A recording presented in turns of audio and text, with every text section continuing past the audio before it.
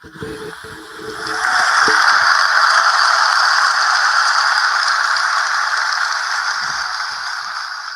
what's good evening, USA, Canada, International, Long Island, aka Strong Island, plus the 5 spots of Brooklyn, Bronx, Manhattan, Staten Island, Queens. This is your man, G Money Stacks, aka the Gregonator, YouTuber, host with the most, misunderstood lonely nomad, unstoppable independent podcaster, and rookie podcaster of Laurelton, Queens, New York. And you're rocking and hanging with the 221st episode with me of Off the Meat Rack Chainz New York podcast. Live and direct from StreamYard alongside with YouTube alongside of myself is the Instagram live feed. So make sure you turn on your notifications so you can be in the know on when each episode is going to be dropping. And of course, be sure to spread the word to everybody that's following. Tell them to follow this podcast page right here. And of course, most importantly, if you are new to the channel in the YouTube universe and you miss any previous episodes whatsoever, please feel free to grab that subscribe button for me on the YouTube channel page of G Money Stacks 555 in Queens. Actually, G Money Stacks 555. That's what it is. Let me rephrase that. I'll rephrase that. So anyway, tap the notification bell so you can be reminded when the show goes in the air via live stream. Leave a like and a comment along with the episodes, along with the topics, and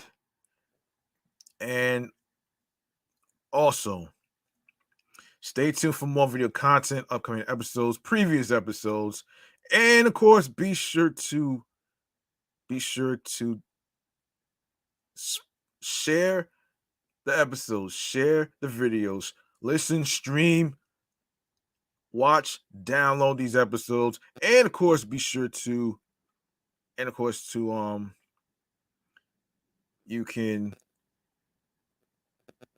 can also tell a friend to another friend, and I will handle the rest at the end of the show. All right. Now, let's say we get into a little bit of a little mental health checking real quick though, man. No, hold on, excuse me. Yes, a little mental health checking real quick though, man, because I am feeling the Christmas spirit, and since Christmas is around the corner, why not, man?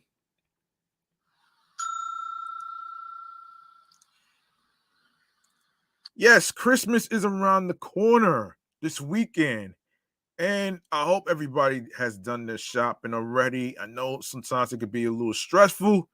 And as for me, mentally, physically, and spiritually overall, as far as anything goes, I can't really say I'm stressed, man, when it comes to Christmas shopping.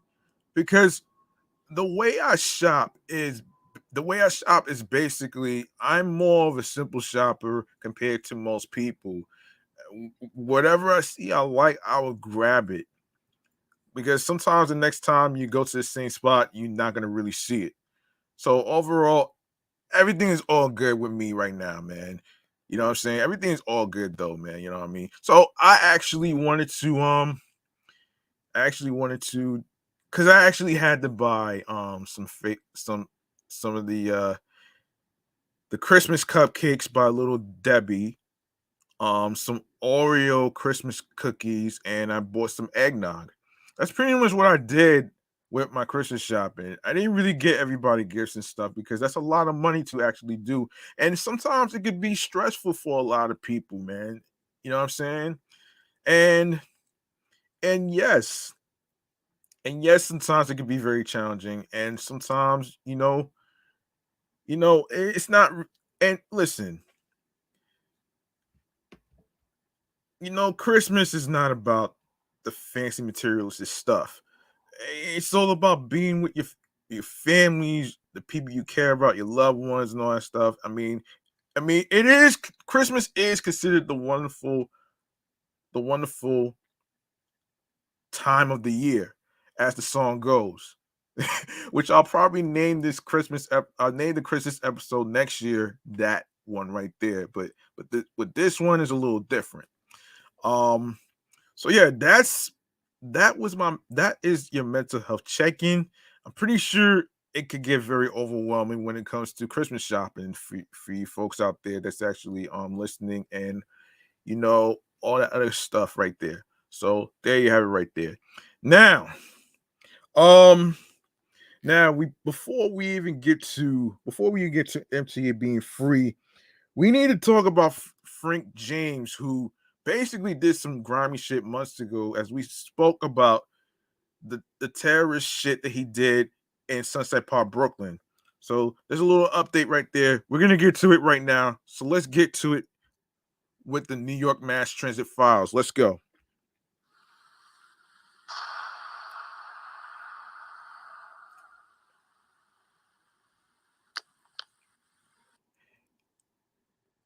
Yes, here it is.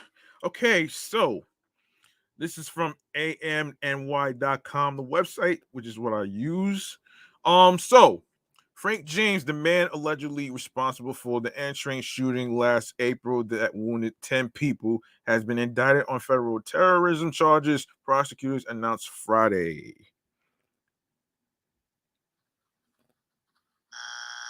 The charges are in addition to other counts handed down in a separate indictment back in May on charges of terrorism and gun violence. James has been in federal custody since his arrest roughly 30 hours after he allegedly opened fire on a crowded N train in Sunset Park on the morning of April 12th, shooting 10 passengers and injuring 23 others amid the ensuing chaos.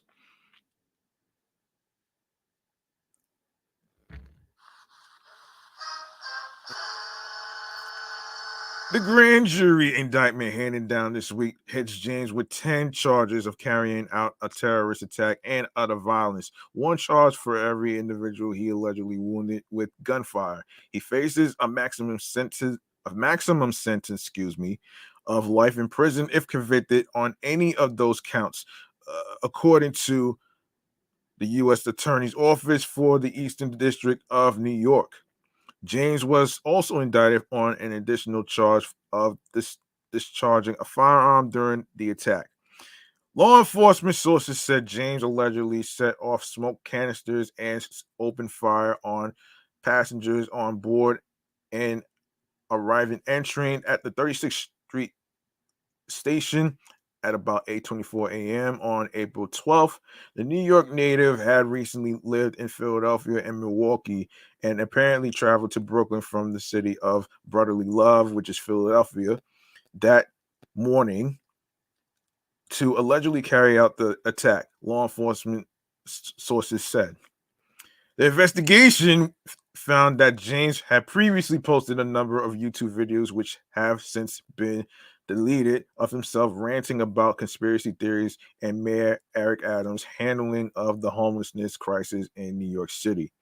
After setting off the smoke bomb and opening fire, law enforcement sources said James slipped out among the crowd and fled the station.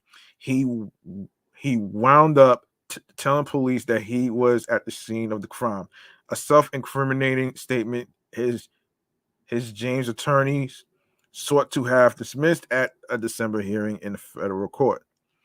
James was apprehended the day after the attack, April 13th, in the East Village. James' attorney have also asked the court to have the trial relocated to Chicago, claiming that the excuse me, the defendant wouldn't get a fair trial in New York. Federal prosecutors in Brooklyn have filed a motion against such a relocation. Yeah, I don't got too much to say on this shit though, man. But good for his ass being arrested. So just glad that he is not doing any more harmful shit to fellow New Yorkers. You know what I'm saying? So there you have it. And lawmakers unveil proposal to fix MTA. So here's the story. Progressive state lawmakers on Wednesday unveiled a proposal that they claim would not only save the Metropolitan Transportation Authority from impending financial doom, but would actually fix the beleaguered authority by improving service and making buses free. Assembly member Zoran K. Mandani and State Senator Michael Gianaris, who both represent Western Queens and are the package's primary sponsors, say the MCA's problems go well beyond the fiscal, including unreliable service and aging, crumbling infrastructure. They say the issues aren't inevitable and are fixable with political will. Ask any New Yorkers across the city, and they can tell you the budget shortfall isn't the NTA's only crisis, said Mamdani in a video introducing the package. If you've ever waited for, if you ever waited more than 10 minutes for a train, sat on a bus going 5 miles per hour, or been the only person waiting on a platform, you know there's a lack of investment in our city's public infrastructure. We don't just need to fill the MTA's deficit, we need to fix the MTA. Free bus service would be phased in over the next 4 years under the plan, except on express buses. The phase in would go borough by borough, starting with the Bronx in the first year, then Brooklyn the following year, then Queens, and finally Manhattan and Staten Island. New York wouldn't be the first American city to try making buses free.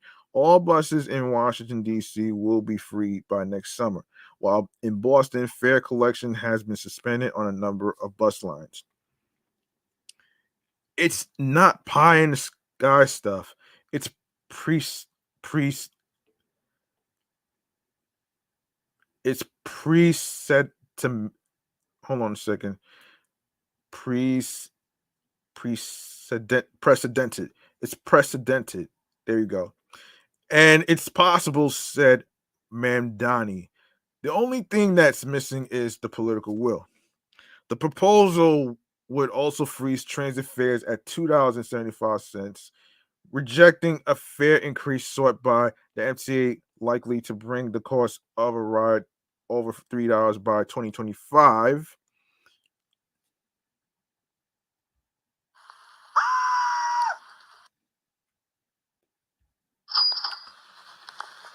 It would also require 6 minutes or better subway service and a 20% increase in bus service system wide. All told, the plan would cost three $3.26 billion per year, which the sponsors argue is just a drop in the bucket compared to the state's overall budget. Immediate funding could come from remitting the internet sales tax back to the MTA, bringing in 329 bringing hold on. You're bringing in about $329 million annually, and by extending the NCA's ability to engage in value capture, whereby part of the increased economy activity generated by transit investment, like real estate development, is reinvested in the system. More money could come from increased taxes on the wealthiest New Yorkers, with progressives recently calling on the state to levy $40 billion in new taxes on the rich to fund essential public services. Yeah. The call for increased service comes as the NTA finds itself in a financial tailspin. $15 million of federal COVID-19 operating aid is running dry, and with transit ridership stagnant at around 60% of pre-pandemic levels, the agency, which is required by law to balance its budget, is looking at multi-billion-dollar deficits in the coming years.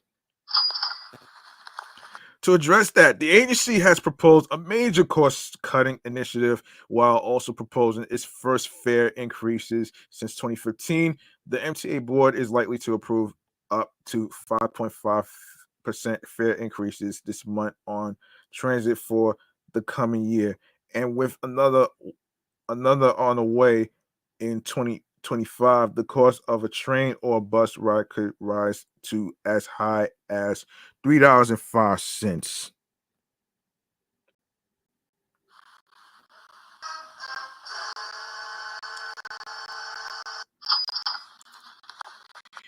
Even the austerity measures can't plug the MTA's fiscal hole entirely, and agency honchos have been pleading the city, state, and federal lawmakers for new recurring streams of revenue to keep mass transit working for New Yorkers.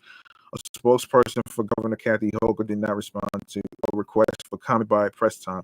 She and Mayor Eric Adams on Wednesday introduced the new New York blueprint, which, among other things, calls for creating a new sustainable operating budget model that prevents painful fare hikes or service cuts. Details on what that could entail were scant, but the plan cites as objectives increasing off-peak subway service, speeding up buses, and decreasing the price of commuter rail within city limits. An MTA spokesperson did not comment on the specific proposal, but said the agency is working with elected officials on models for sustainable funding. The governor and mayor's new New York panel just recommended a sustainable operating budget for the MTA, and we are hearing from legislators who are stepping up with a range of ideas to address New York's mass transit funding crisis, said MTA spokesperson John J. McCarthy. Not to be confused with Paul McCartney and all these other people, folks. we look back, no, excuse me, we look forward to working with all our partners in Albany, City Hall, and Washington over the next few months to identify new recurring revenues so we can deliver the essential mass transit services that are the economic and equity engine of the region. The Progressives plan got endorsements from advocates for riders and for sound governance. Albany leaders should put saving and investing in a sustainable vision for public transit at the top of their agenda in January, said Donna Dennis, senior organizer with the Riders Alliance, in a statement, end quote. With seamless service, we can count on a new funding model that no longer balances the transit budget on riders' backs. This bold platform from Senator Giannaris, Assembly Member Mamdani, and their colleagues will deliver on the promise of a more inclusive New York. Good government group Reinvent Albany, meanwhile, praised aspects of the package aimed at making the MTA's operations more transparent, including new reporting requirements for capital projects and greater representation on the MTA board for riders. End quote. We thank Assembly Member Mandani, Senator Giannaris, and other legislators for working on this package to address the MTA's fiscal cliff before it is too late, while also increasing accountability and transparency, said Rachel Foss of Reinvent Albany. Riders deserve meaningful reforms that will show how their fares and tax dollars are being spent, building trust in the MTA as new investments and service are being made. Okay, let's see what's next on the agenda. Let's see. Yes, we talked about that already. Okay. So Elon Musk recently got booed off stage. For those of you who may not know, he's a lousy piece of shit that actually is the CEO of fucking Twitter. So So we have to really talk about this, and this is going to be part of a segment. Um, chatting or the jazz, man. Let's do this.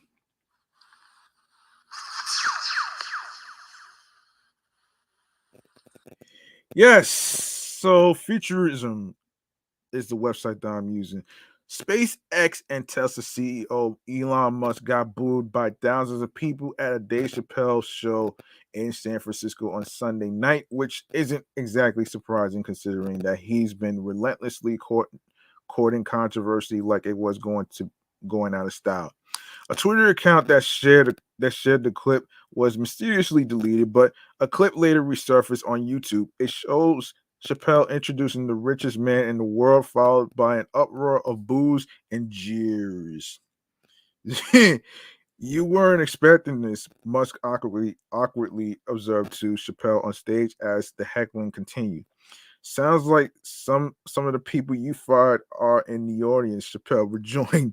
Whoa.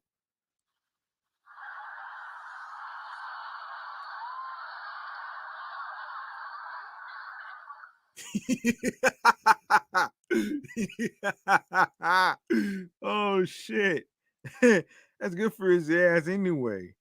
Hold on, let me give a shout out to somebody who just came in. And shout outs to underscore sweet light underscore honey. Thank you for watching this. And oh man. Oh man, that's funny right there. The rest of the billionaire CEO's 5-minute appearance, a brutally long time in the face of the crowd's clear displeasure, was spent as attendees taunted him almost nonstop. As sound engineers seemed to try to ineffectively salvage the appearance by honking a horn, Musk made the situation unbearably more cringe when he attempted to invoke a classic Chappelle show sketch. I'm rich, bitch, he said. No, he yelled as the ridicule continued. Yeah, all right. Oh, shit. That's good for his ass anyway, man. In short, the staggeringly uncomfortable appearance demonstrates Musk has clearly fallen out of favor in San Francisco, a liberal city he later mostly abandoned for Texas. But the sheer fact that Chappelle's fans who paid to see a man who has made a name for himself for making transphobic and anti Semitic jokes aren't on the side of Musk, who has made plenty of transphobic jokes himself. It's still somehow surprising. Musk appearance came just hours after he tweeted that his pronouns are prosecute Fauci, a preposterous utterance seemingly designed to start a flame war and draw attention to himself yet again. Psychophantic Twitter users are a small minority. Alejandro Caraballo, clinical instructor at Harvard Law School, tweeted, even Chappelle's transphobic fans don't like this jackass. Well, I don't know about all that though, man. Attendees were taken aback by the spectacle. Was was at Dave was at the Dave Chappelle show at San Francisco tonight, and who comes on but Elon Musk, wrote one member of the crowd. A good 80% of the stadium boos, they added, and he withers, like absolutely turns into a corn cob. Okay. A corn cob. Wow.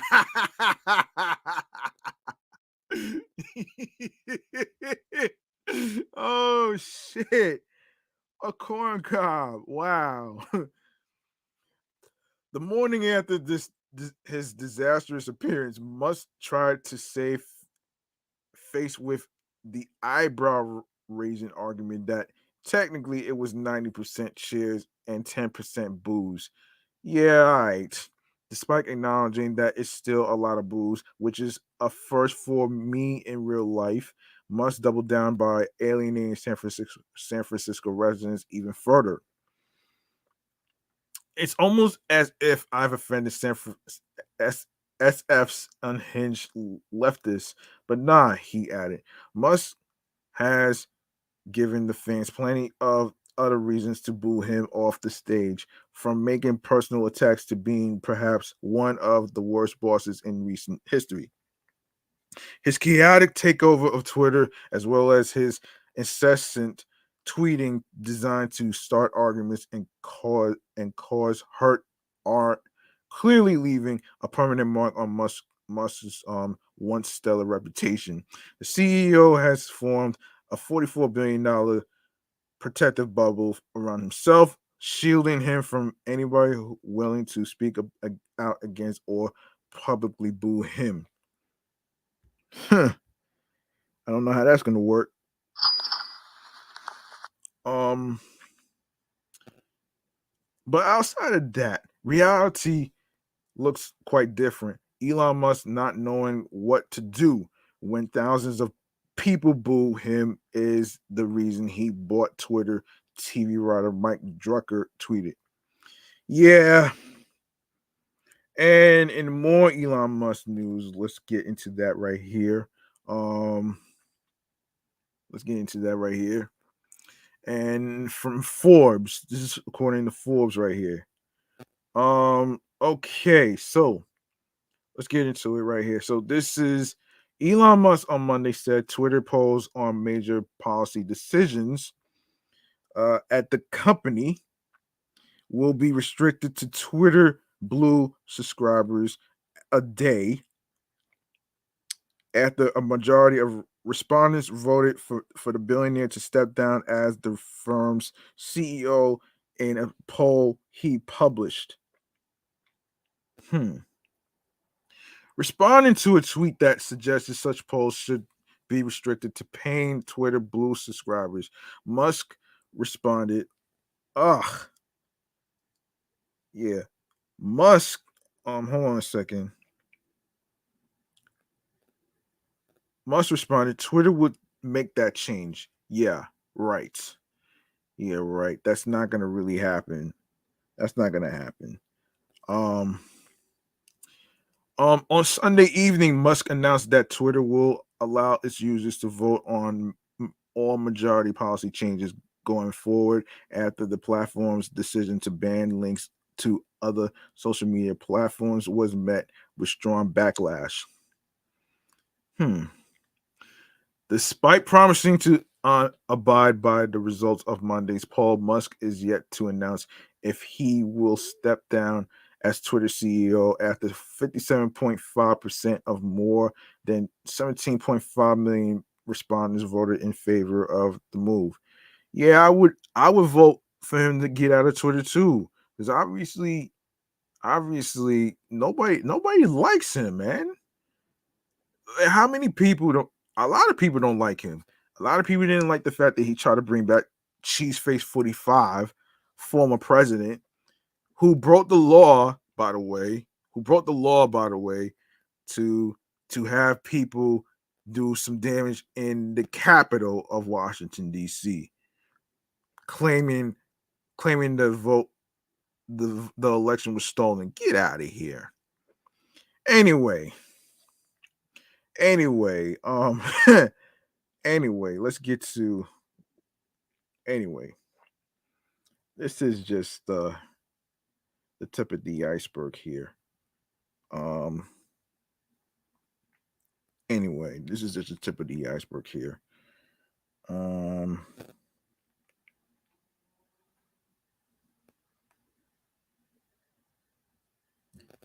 yeah, hold on a second. Let me just do this.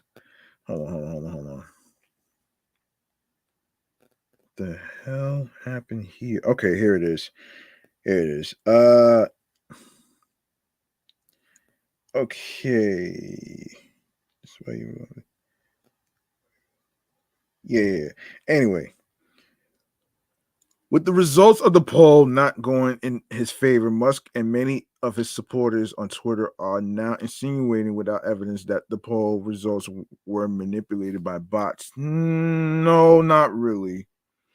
Musk has previously been criticized for relying on unscientific polls, which can easily be brigaded or manipulated by bots or fake accounts to make important policy decisions at Twitter. The billionaire, however, has been selective in blaming bots when it comes to polls, only bringing it up when results don't align with his views on an issue. In early October, Musk blamed bots after a majority of respondents voted against his Russian friendly peace proposal for ending the invasion of Ukraine. Musk also blamed bots for his poll about restoring Trump's account on Twitter being closer than he anticipated. Musk, who claims to be a free speech absolution, hold on, a free speech absolutist, took over as Twitter CEO after completing his $44 billion acquisition of the company in late October. At first, the billionaire urged his critics to remain on the platform and promised he would hand off content moderation and policy decisions to an independent council made up of experts and public figures with widely diverse viewpoints. Musk has reneged on this promise while positioning himself as the final arbiter of what kind of content Twitter should or should not allow. Last month, Musk on unilaterally decided to restore controversial accounts that had been banned for violating Twitter's rules, including former President Donald Trump's personal account, after conducting unscientific polls on Twitter. Last week, Musk issued a new rule banning users from sharing publicly available flight data of private jets, claiming it was a danger to people's safety. Yeah, right.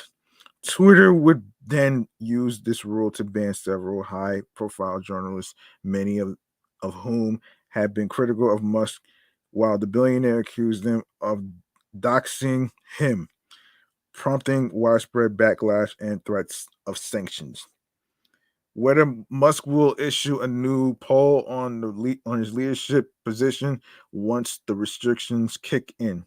The status of another major policy poll in which 87% of respondents voted against Twitter banning accounts that promote links from other social media platforms also remains unclear.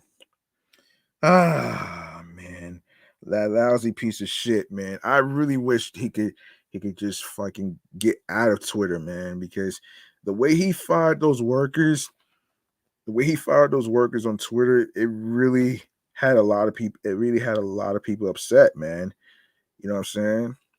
And for the simple fact that he was about to get sued by those people, man, who lost their jobs. So let's get to another topic, man. I'm tired of talking about this Elon Musk piece of shit. Let's see. Let's go to Taylor Swift. Let's go to Taylor Swift. All right, Taylor Swift. Let's go to Taylor Swift. Let's go to Taylor Swift. Okay.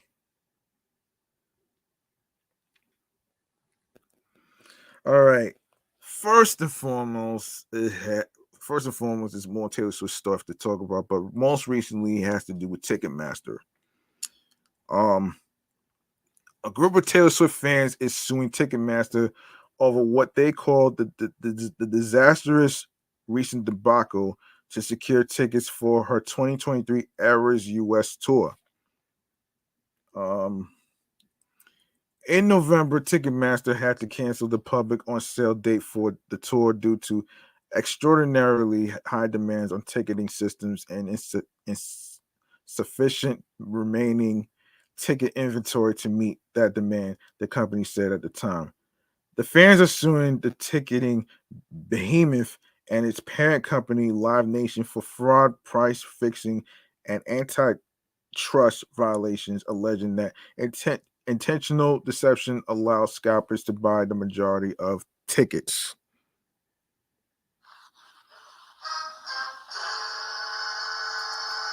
Prior to the planned public sale, Ticketmaster put tickets on sale through its verified fan program on November 15th, which is designed to root out bots and which requires prospective ticket buyers to register ahead of time and rank their preferred cities and dates.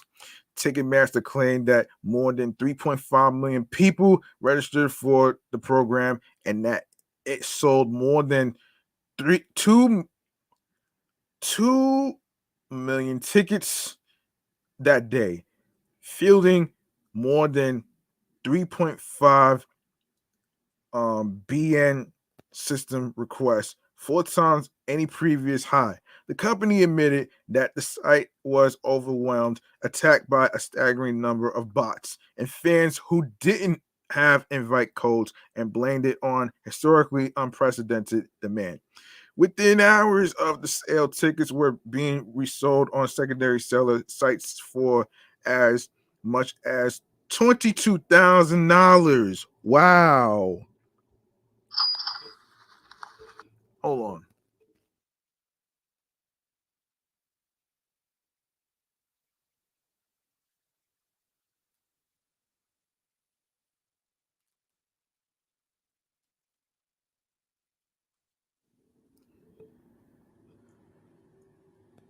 All right. The lawsuit filed in Los Angeles County Superior Court states that millions of fans waited up to 8 hours and were unable to purchase tickets as a result of insufficient ticket releases and other issues similar to the prior pre-sale, and accuses Ticketmaster of insufficient preparation. Pitchfork reported. It also acknowledged Ticketmaster's monopoly on live music industry because no other venue can hold half as many people as the stadiums and venues working through Ticketmaster. Taylor Swift and other popular musicians have no choice but to work through Ticketmaster. The fan group accused the company of stating that it has taken steps to address this issue, but in reality, has taken steps to make additional profit from the scalp tickets and claimed that the bots and scalpers were able to remove tickets from a fan's basket without the latter being given adequate time to complete the sale. Days after the verified fan sale, Swift addressed the fiasco, writing that it had been excruciating for me to just watch mistakes happen with no recourse.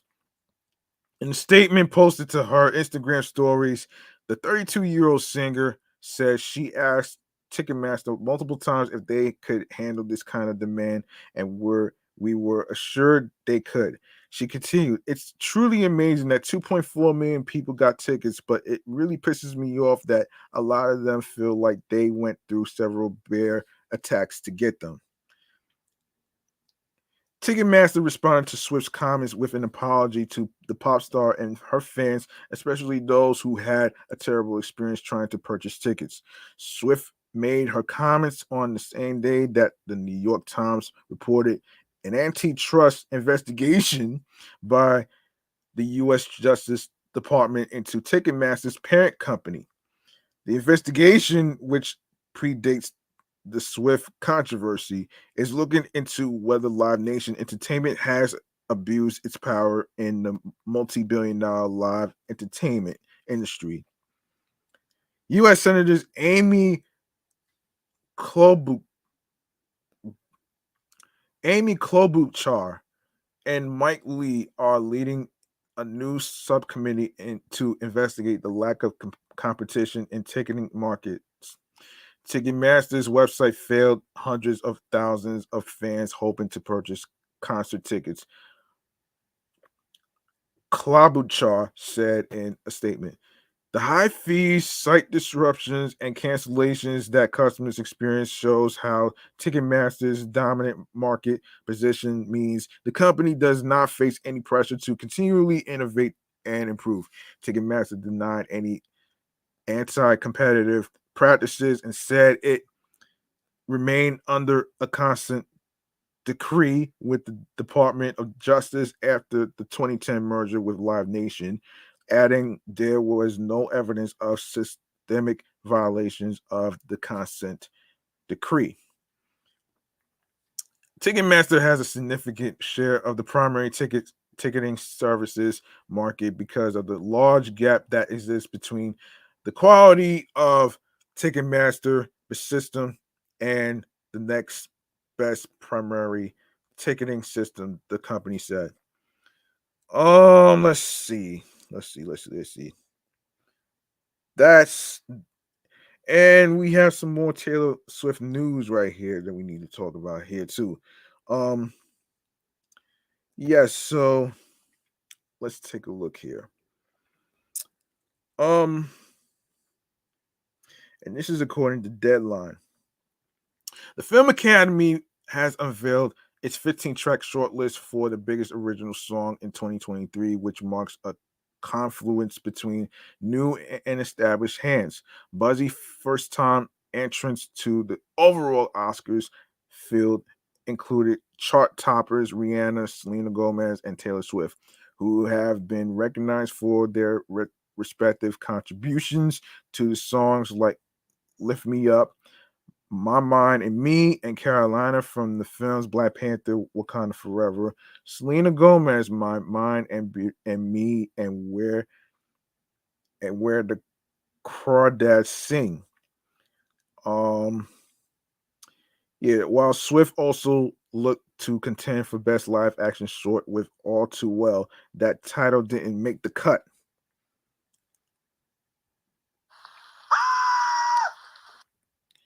Returning to the list with the song "Applause" from Tell It Like a Woman, a Samuel Goldwyn film anthology marking one of her smaller entrants to date is Diane Warren, the 13-time Oscar nominee recognized in November with the Film Academy's Governor's Award.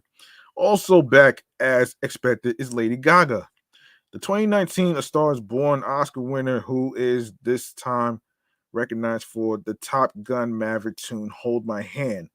A third superstar back in competition is The Weeknd, a 2016 original song nom for 50 Shades of Grey earned it, who co-wrote and performed Avatar, The Way of Waters, Nothing is Lost, You Give Me Strength. Then there's Talking Heads frontman David Byrne, an Oscar winner for his score to 1987's The Last Emperor, who has today been recognized for his work with Sun Lux and Mitski on Everything Everywhere All at Once. This is a life. Other artists returning to the shortest this go around include two-time Oscar winner Alexander Desplat with the song Child Papa and score for Guillermo del Toro's Pinocchio, La La Land's Benj Pasek, and Justin Paul with the spirited song Good Afternoon. Rita Wilson with A Man Called Otto's Till You Are Home, who had previously qualified twice, three-time Oscar nominee Jay Ralph with Dust and Ash from Madonna Biscotti's documentary The Voice of Dust and Ash about musician Mohammad Reza Shahjarian's courageous denunciations of the Iranian government, and Daniel Pemberton with the Amsterdam song Time, performed by Giveon. The latter two were perhaps the least expected selections of the songs named thus far, given limited awareness surrounding the former title and the poor reception of the latter by David O. Russell, both with critics and at the box office. Additional entrants to this year's race include the acclaimed Brooklyn rock band LCD Sound System with its white noise song New Body Rumba. Um, Chandra Bose with the song Natu Natu from S.S. Rajamouli's smash action drama Triple R, which was also recently nominated for Golden Globes for Best Non-English Language Film and Original Song, and Jasmine Sullivan with the song Stand Up from Chinonye um, Chuck Wu's civil rights drama Till. 81 songs were declared eligible for Oscar competition earlier this month. Notable snubs included Trent Reznor and Atticus Ross, who penned the score and song "You Made Me Feel Like Home" for Luca Guada Guadagnino's Bones and All, and Billie Eilish and Phineas, who wrote Nobody Like You and other tunes for Disney Pixar's Turning Red. Just 5 tracks will be named as nominees when all are unveiled on January 24th. This year's 95th edition of the Academy Awards will take place at the Dolby Theater on March 12th. View the 2023 Oscar shortlist for original song below. And the list goes like this. So for music original scores, so Time from Amsterdam, Nothing Is Lost from the Avatar The Way of Water soundtrack, You Give Me Strength. Lift Me Up by Rihanna, Black Panther Wakanda Forever soundtrack. This Is Life from Everything Everywhere All at Once. Child Papa from Guillermo del Toro's Pinocchio. Till You Are Home from A Man Called Otto. Natu Natu from Triple R. My Mind and Me from Selena Gomez. My Mind and Me. Good Afternoon from Spirited. Applause from Tell It Like a Woman. Stand Up from Till. Hold My Hand from Top Gun Maverick. Dusk and Ash from The Voice of Dust and Ash. Carolina from Where the Crawdads Sing. New Body Rumba from White Noise. Okay, another Taylor. We got more Taylor Swift stuff to talk about here. Yeah, Taylor Swift also got snubbed by the Oscars. Wow. Let me fill you in on this. So, superstar Taylor Swift won't be making her upcoming directorial debut as an Oscar nominated filmmaker, although she is still among the 15 songs still in the running for Best Original Song. Her film, All Too Well, the short film, which stars Sadie Sink and Dylan O'Brien, failed to advance to the next round of voting for Best Live Action Short. The 15-minute movie, viewed more than 80 million times on YouTube, represents a step in a new direction for the Grammy-winning artist who has dominated pop culture since the late 2000s. She recently appeared on Variety's Directors series with Irish auteur Martin McDonald from the Banshees of Inisherin. On a recent Variety Awards Circuit podcast episode, we spoke to Sink, who was promoting her work in Darren Aronofsky's The Whale and Netflix's Stranger Things about working with Swift, which the actor said was amazing, calling her a very confident director. Yeah. Still contending is the emotional track Carolina from the Sony Pictures drama Where the Crawdads Sing, directed by Olivia Newman. Excuse me.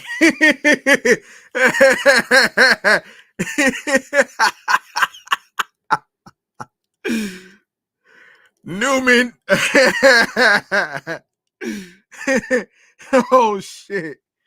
And starring Daisy Edgar Jones, the film tells the story of a woman who raised herself in who raised herself in who raised herself in the marshes of hold on a second.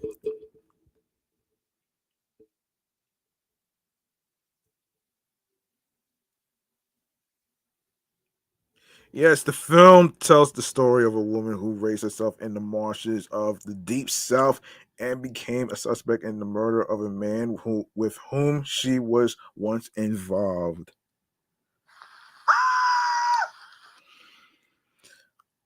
The song has been nominated for Critics' Choice, Golden Globes, and Hollywood Music and Media Awards this season. Swift has also been nominated for multiple Grammy Awards, including Song of the Year, All Too Well, Country Song, I Bet You Think About Me from The Vault, Best Music Video, All Too Well, the short film, and Song written for Visual Media Carolina from Crawdads. Swift has spoken about her directorial process at the Toronto International Film Festival and excuse me, and the Tribeca Film Festival, where she screened the music film from her album. She'll make her feature directorial debut with Searchlight Pictures. The singer, songwriter, and director has written an original script, which will be produced by the Oscar-winning studio behind Nomadland and The Shape of Water. Of course, you can see the latest film predictions in all 23 categories in one place on Variety's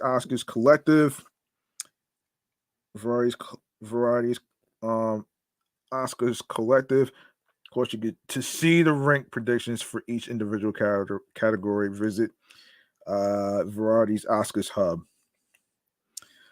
All right. Let's see. Hold on a minute. Hold on. Damn.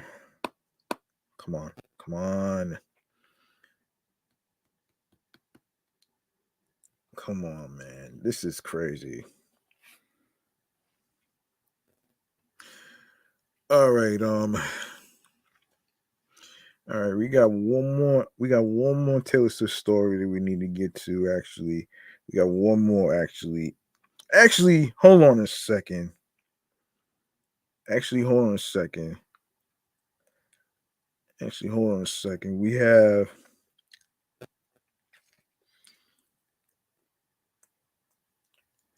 Nicole Scherzinger. Yes, and of course, yes. So when she grows up, she wanna be famous, wanna be star, wanna be Taylor Swift's next collaborator. Nicole Scherzinger from The Masked Singer shared with followers in a Tuesday, December 20th TikTok that the door is definitely open if a certain 11-time Grammy winning pop star ever wants to get into the studio together. In the TikTok, the former Pussycat Dolls star stands in a recording booth, dressed in a black dress, singing into a microphone. She jams out to a mashup of Swift's latest number one single, Anti-Hero, and Buttons, one of Scherzinger's own hits. I'd be down for a collab at Taylor Swift, she captioned the video. Scherzinger posted the TikTok in response to one fan who thought she had been teasing a Swift collab in a previous video, in which she worn another all black outfit and dark nail polish. Is the black nails a reputation Easter egg? The fan had asked, as black was Swift's staple color throughout the Reputation era. Excuse me. You and Taylor working together. So far, the all too well singer has dropped two of her six planned recorded albums: Fearless, Taylor's version, and Red, Taylor's version. Both of them included several previously unreleased songs, which she invited artists such as Maren Morris, Chris Stapleton, Keith Urban, Ed Sheeran, and Phoebe Bridges to record with her. Fans have no idea which Swift's remaining four earlier albums, her self-titled debut, Speak Now, 1989, or Reputation, will be next. Though the inclusion of additional collaboration on the next re-release seemed like a given, considering the two already addressed Taylor's versions and whether or not the Masked Singer judge actually ends up on Reputation, Taylor's version. Fans in her comments are just as ready for a Taylor team up as Scherzinger is. Yeah, that will be everything. Wrote one. I'm tagging Taylor Swift, so maybe she sees your post. Oh shit. Um, NS and TS. I'm so down. Commented another, to which Scherzinger replied with a heart emoji. Of course, see Nicole Scherzinger's TikTok and collab invitation to Taylor Swift below. Oh boy. Wow. Yeah, anyway, we got one more thing we need to talk about in Taylor's. Actually, there's two more.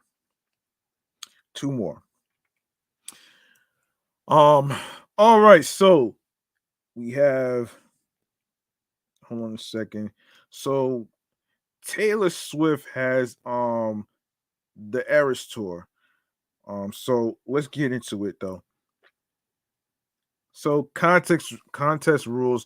Taylor Swift the Eras tour. When you donate to WXPN or fill out the online contest form below, your name will be entered into a drawing for a chance to win 4 tickets to see Taylor Swift and Phoebe Bridgers at Lincoln Financial Field on May 14th. Well, actually, that already happened. That already happened already.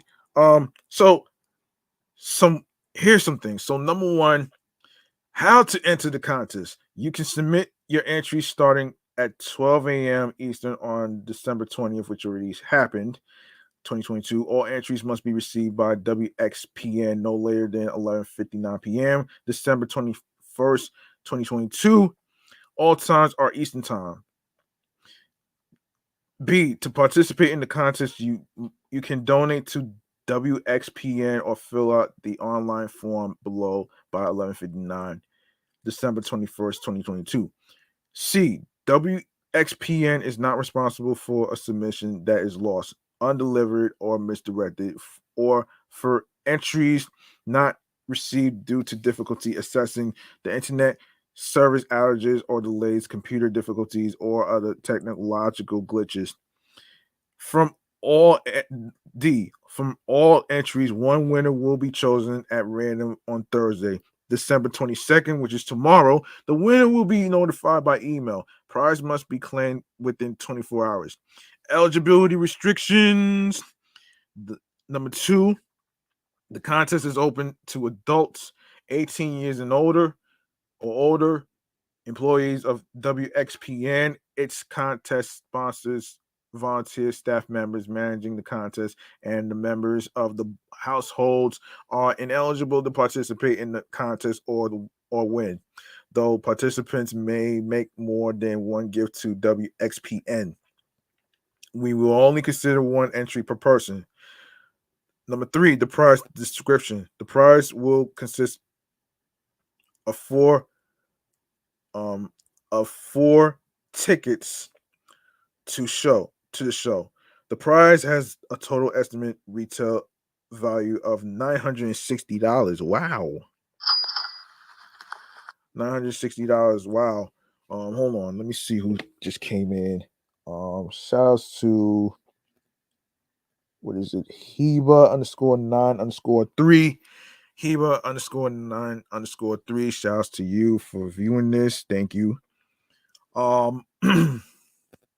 Yes, so all costs and expenses not specifically listed in the above price description are the responsibility of the winner. No cash or other substitution, assignment, or transfer or any price permitted except by sponsor.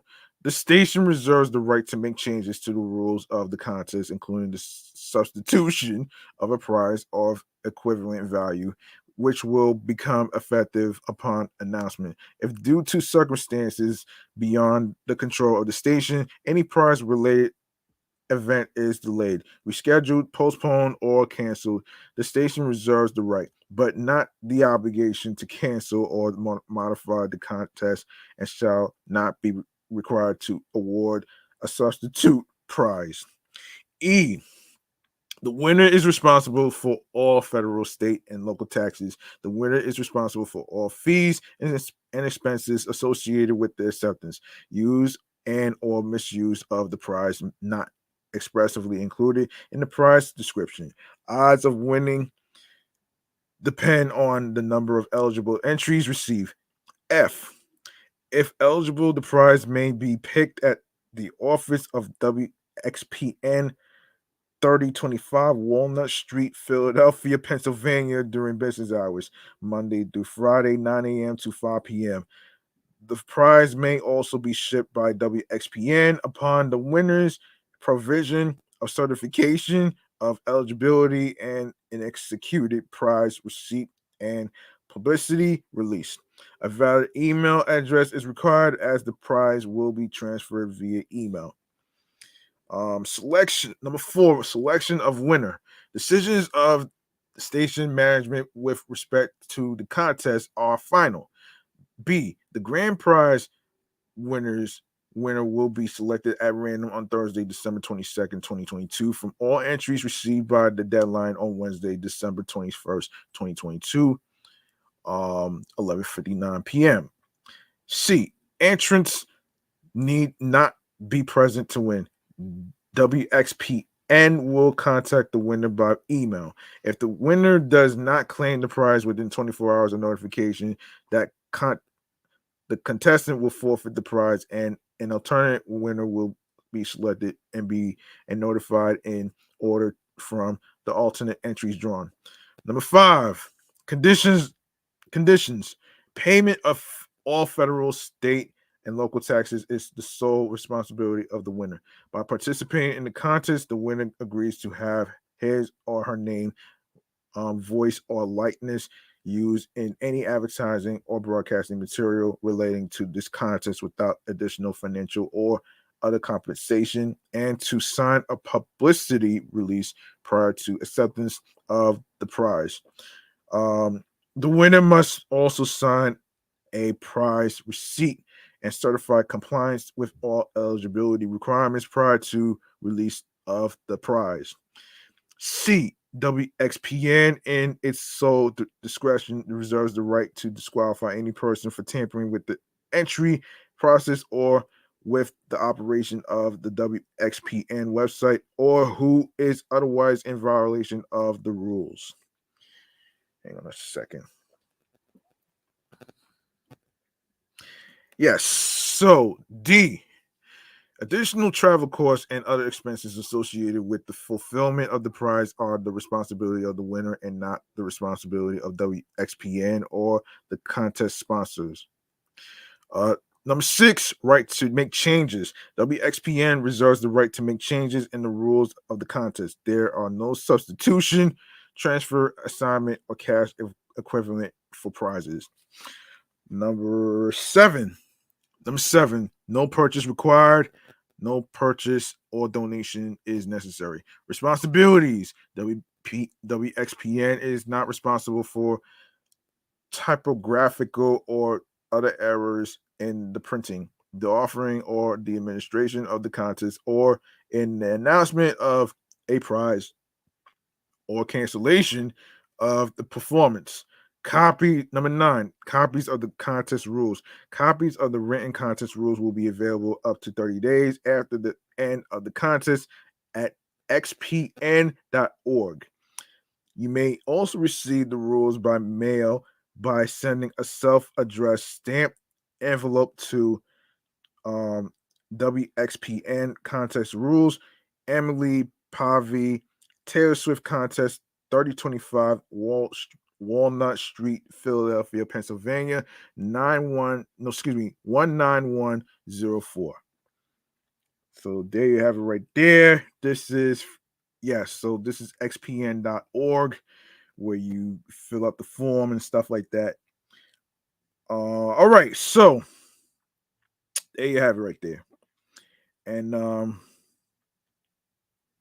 let me see what else.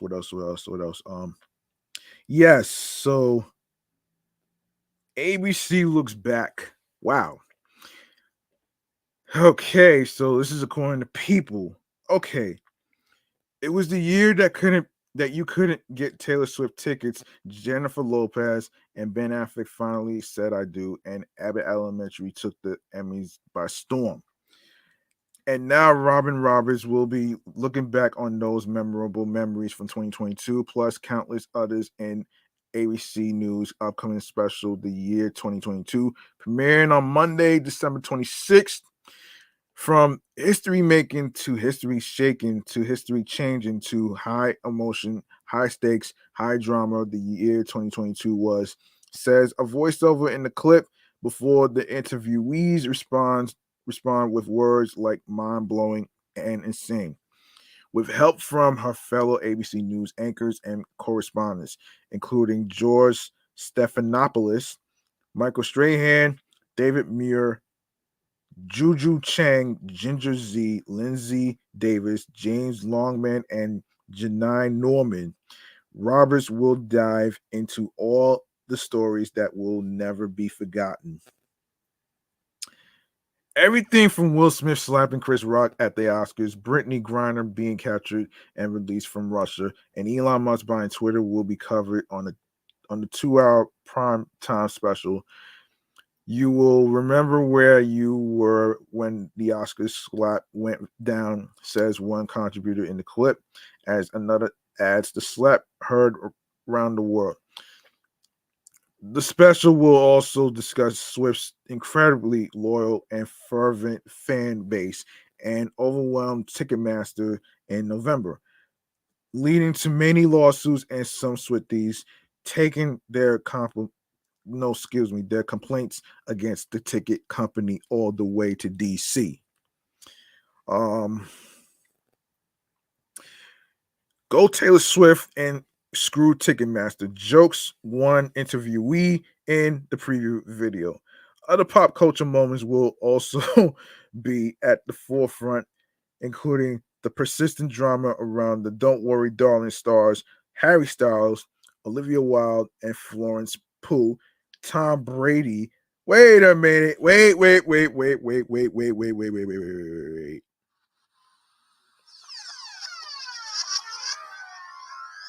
What is Tom Brady doing in Don't Worry, Darling? Are you fucking kidding me? Are you serious? He better not be in the movie, man. That'd be crazy, man. But anyway, Tom Brady and Giselle Bundchen's divorce and the rise of Abbott Elementary. Here, sorry about that. I got a little sidetracked there. But Adam Levine's fair accusations, the way Tom Cruise and his Top Gun sequel Maverick roared into theaters, and Kim Kardashian and Pistol Pete Davidson's 10-month long relationship will also be discussed as part of the year's biggest moments. Um, additionally, Roberts and her guests will cover the war in Ukraine and how Times Person of the Year, Vladimir Zelensky, inspired millions, as well as Adnan Saeed being freed from jail after a judge vacated his murder conviction. Roberts will also go deep into the country's obsession with pickleball and Wordle, two new hobbies that fascinated Americans all year. End quote. There were so many moments that stood out to me this year. It's hand to pick just one. No, it's hard to just pick one, excuse me. Roberts, age 62, says in an exclusive statement to People, we experienced so many highs and lows, but even in our darkest times, we saw grit and resilience and found joy and laughter through many of 2022's most difficult times. What stood out to me personally, traveling to Ukraine and sitting down with First Lady Elena Zelenska, I witnessed the strength and resilience of the Ukrainian people. She continues, I'm also happy that we're highlighting and honoring teachers who continue to work and inspire our nation's youth, often under difficult circumstances. Of course, there are so many amazing moments of history to watch and people to remember in this special, and together we'll reflect on the incredible mark those incredible mark those moments and people made in our lives. I hope you'll join me December 26th, she asked.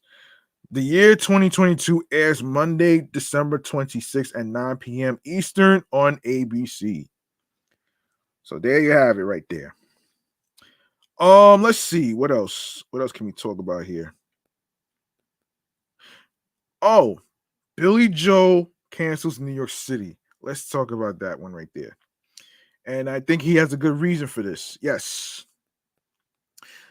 Billy Joe, according to People, has postponed his final New York City show of 2022 due to a viral infection.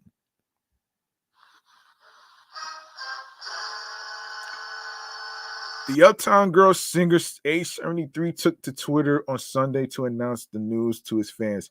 I'm disappointed to share that I'm under the doctor's orders for vocal rest due to a viral infection, the post read. It added that Joe's December 19th Madison Square Garden concert will now be postponed until June. I'm sorry. I'm so sorry to let you know so close to show day, Joel continued, but I was hoping to be closer to a full recovery by now. Sadly, that hasn't happened. He added, signing off with, I look forward to seeing you in the new year.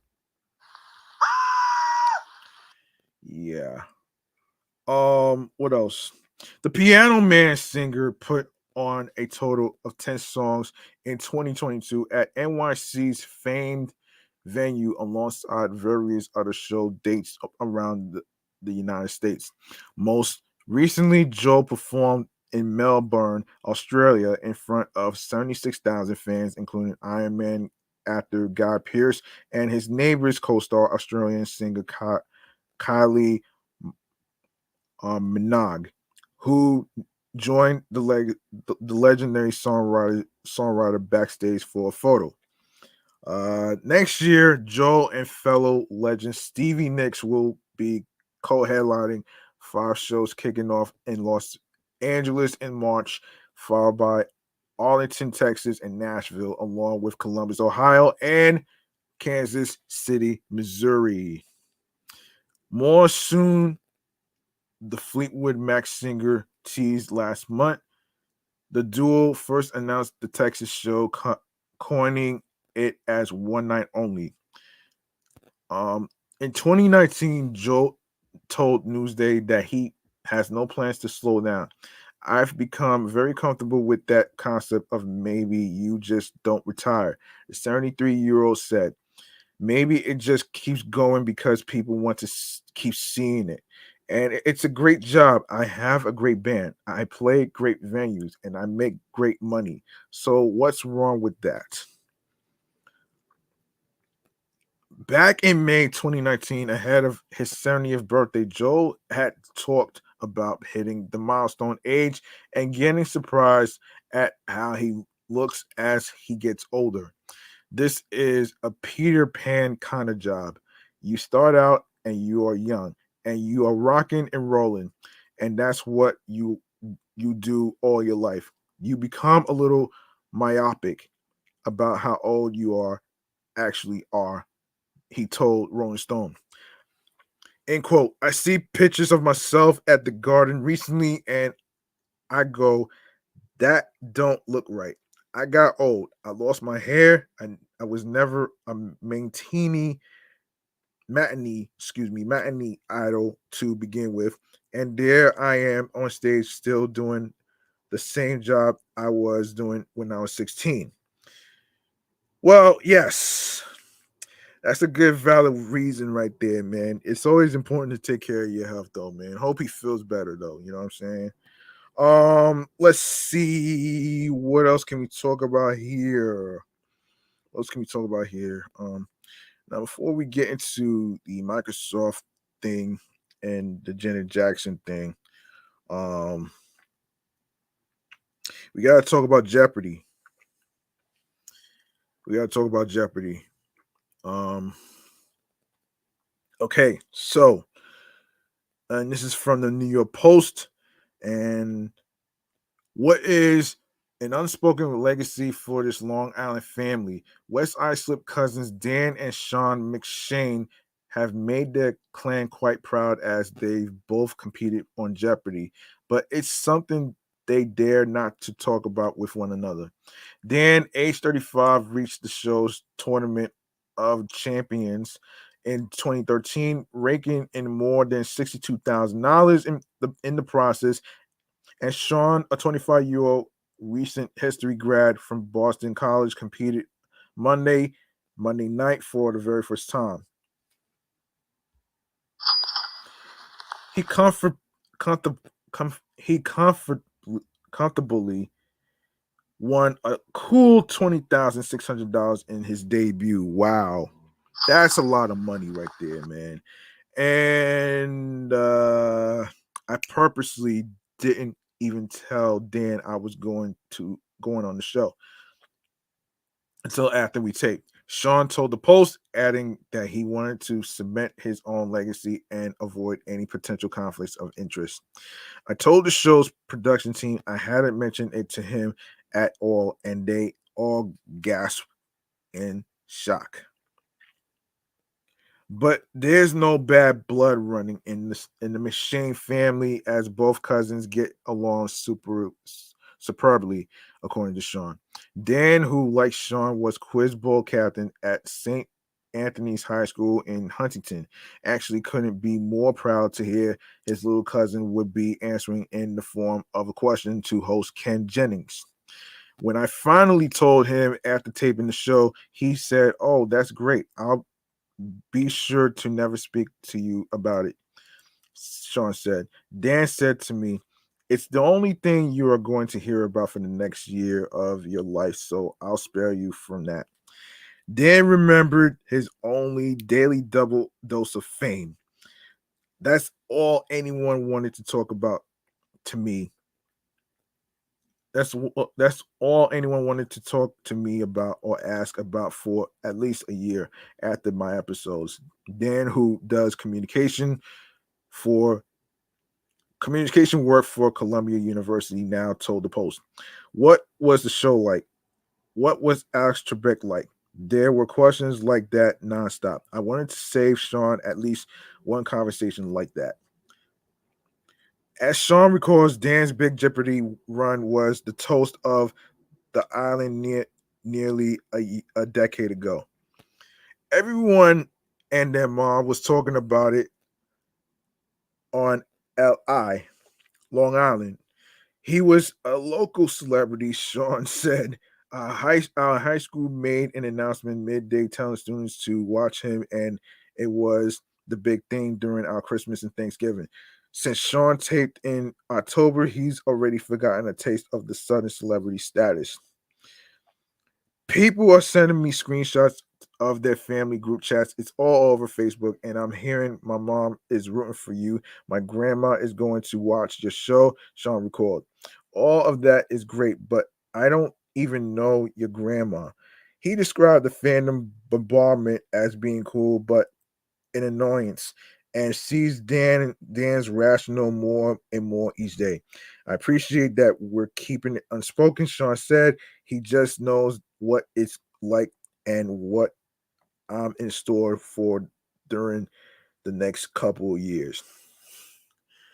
Wow.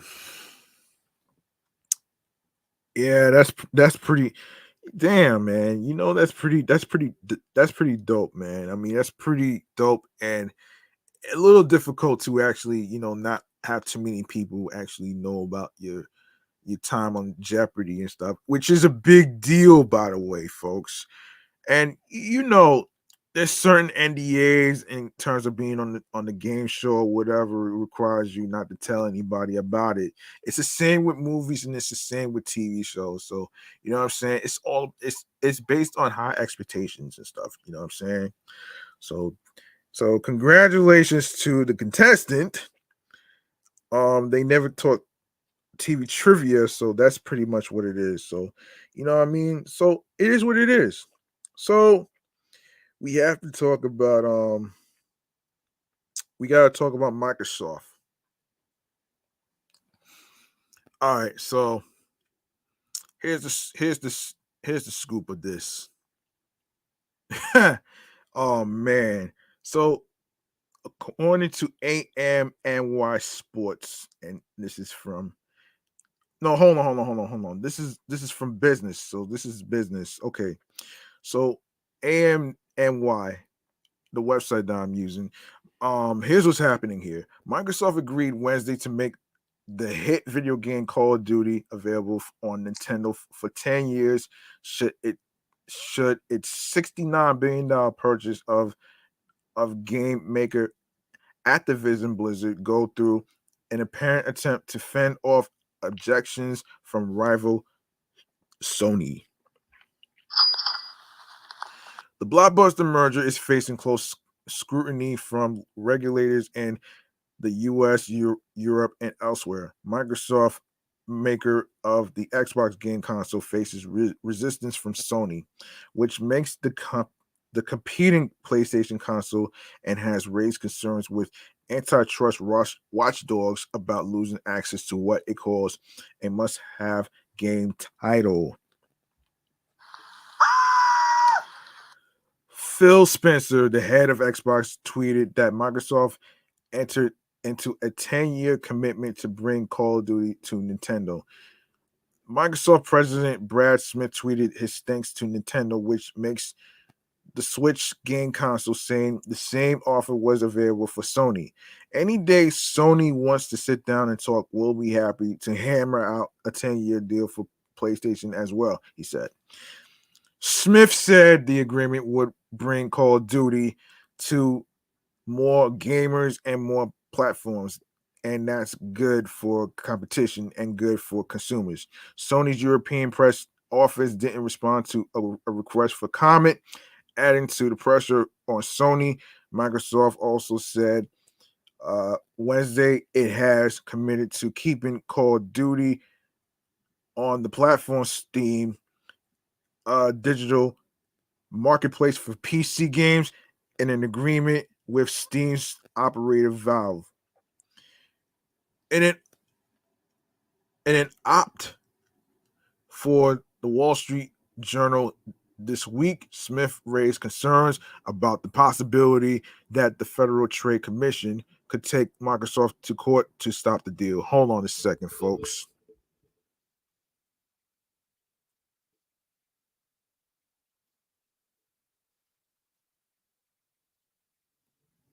Antitrust watchdogs in both Britain and the European Union also are investigating the transaction over concerns it would distort competition. At the heart of the dispute is control over future releases of Activision Blizzard's most popular games, especially Call of Duty, a first-person military shooter franchise. Activision reported last month that the latest installment, Call of Duty Modern Warfare 2, had earned more than $1 billion in sales since its October 28th launch. Wow. Wow. Okay, let me see. What else can we talk about here? Let's see. Let's see. Okay, we can talk about Janet Jackson to Ludacris. I didn't know Ludacris is going to be on tour with Janet Jackson, so let's get into what's going on here, according to the Hip Hop DX website. Janet Jackson's forthcoming tour with Ludacris is already selling so well that multiple new dates have been added. Get tickets.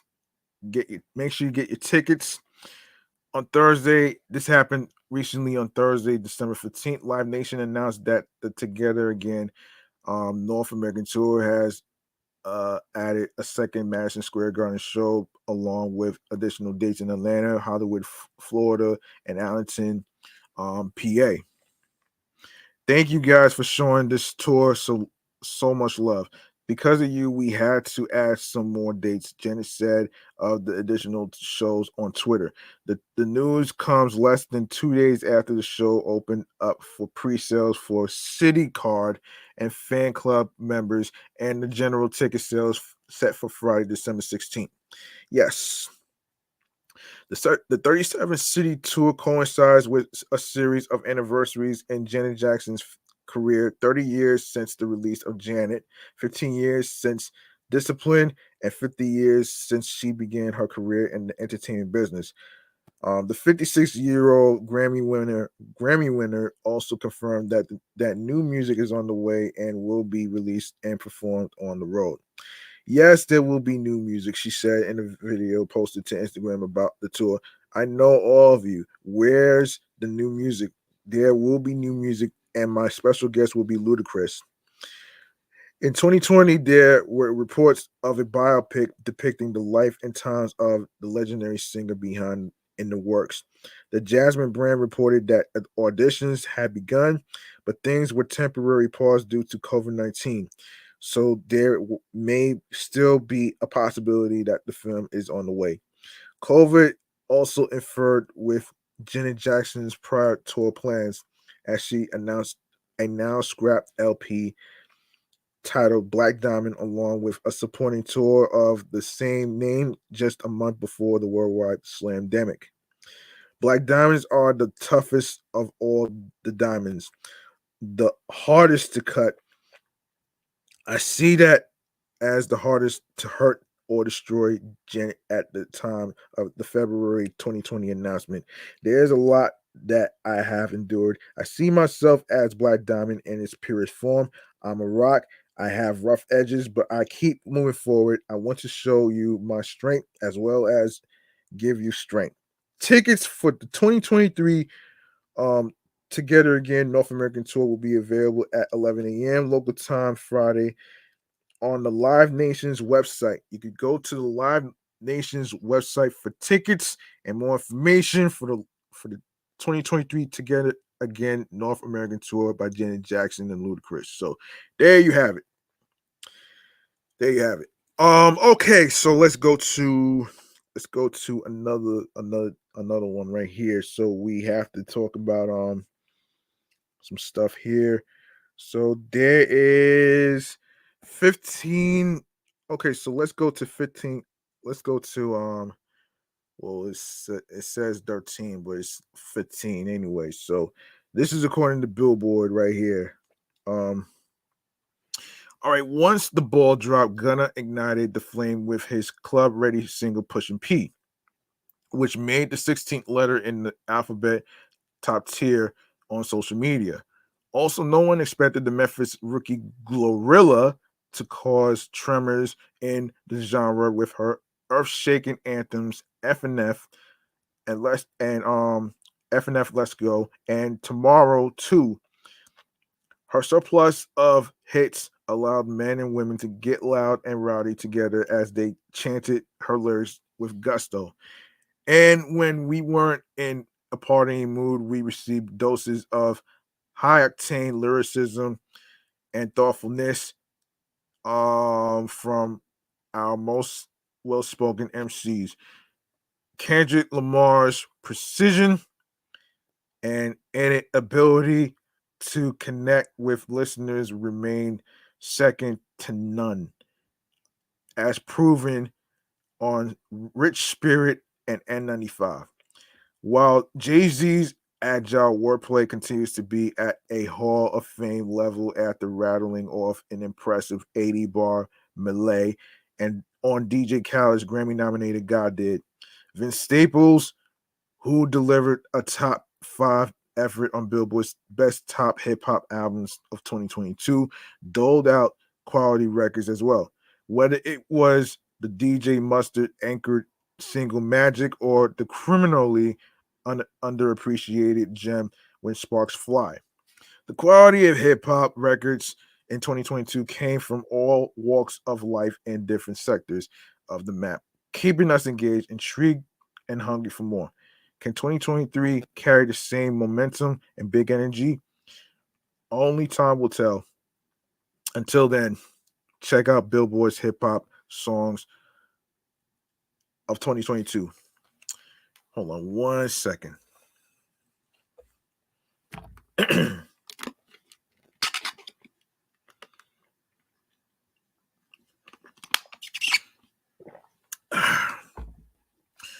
Number 15, Lotto Big Energy. Since the Queen of the South, Lotto has proven to be the consummate MC by tossing darts and outshining her counterparts with her unrelenting energy. The bark always matched the bite for Big Lotto, but the question of mainstream appeal hovered over her burgeoning career. Instead of succumbing to the pressure, she flaunted her big energy over the 1981 Tom Tom Club Genius of Love sample, famously flipped by Mariah Carey for her 1995 hit Fantasy. Lotto channeled her inner TLC to deliver a crazy, sexy, cool banger that was sweet for radio airplay and potent national acclaim. Number 14, California Breeze. Sleeper hit California Breeze is quintessential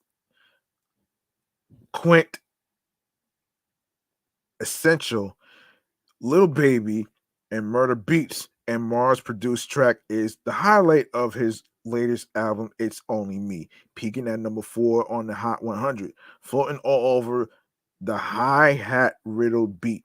The Atlanta rapper flexes his signature cadence for a song about reaping the benefits of his success and basking in the West Coast air. And of course, Ice Spice, Munch, Feeling You, number 13.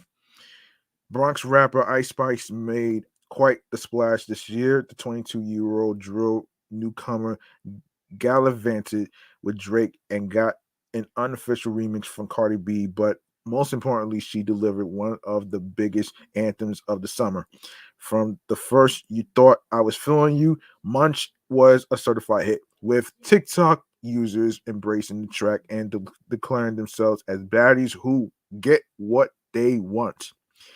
Ice Spice's bars are not especially deep, but her nonchalant energy and featherweight subject matter are what captured the hearts of fans, taking a traditionally rugged template and softening the edges just enough to become a universally embraced hit.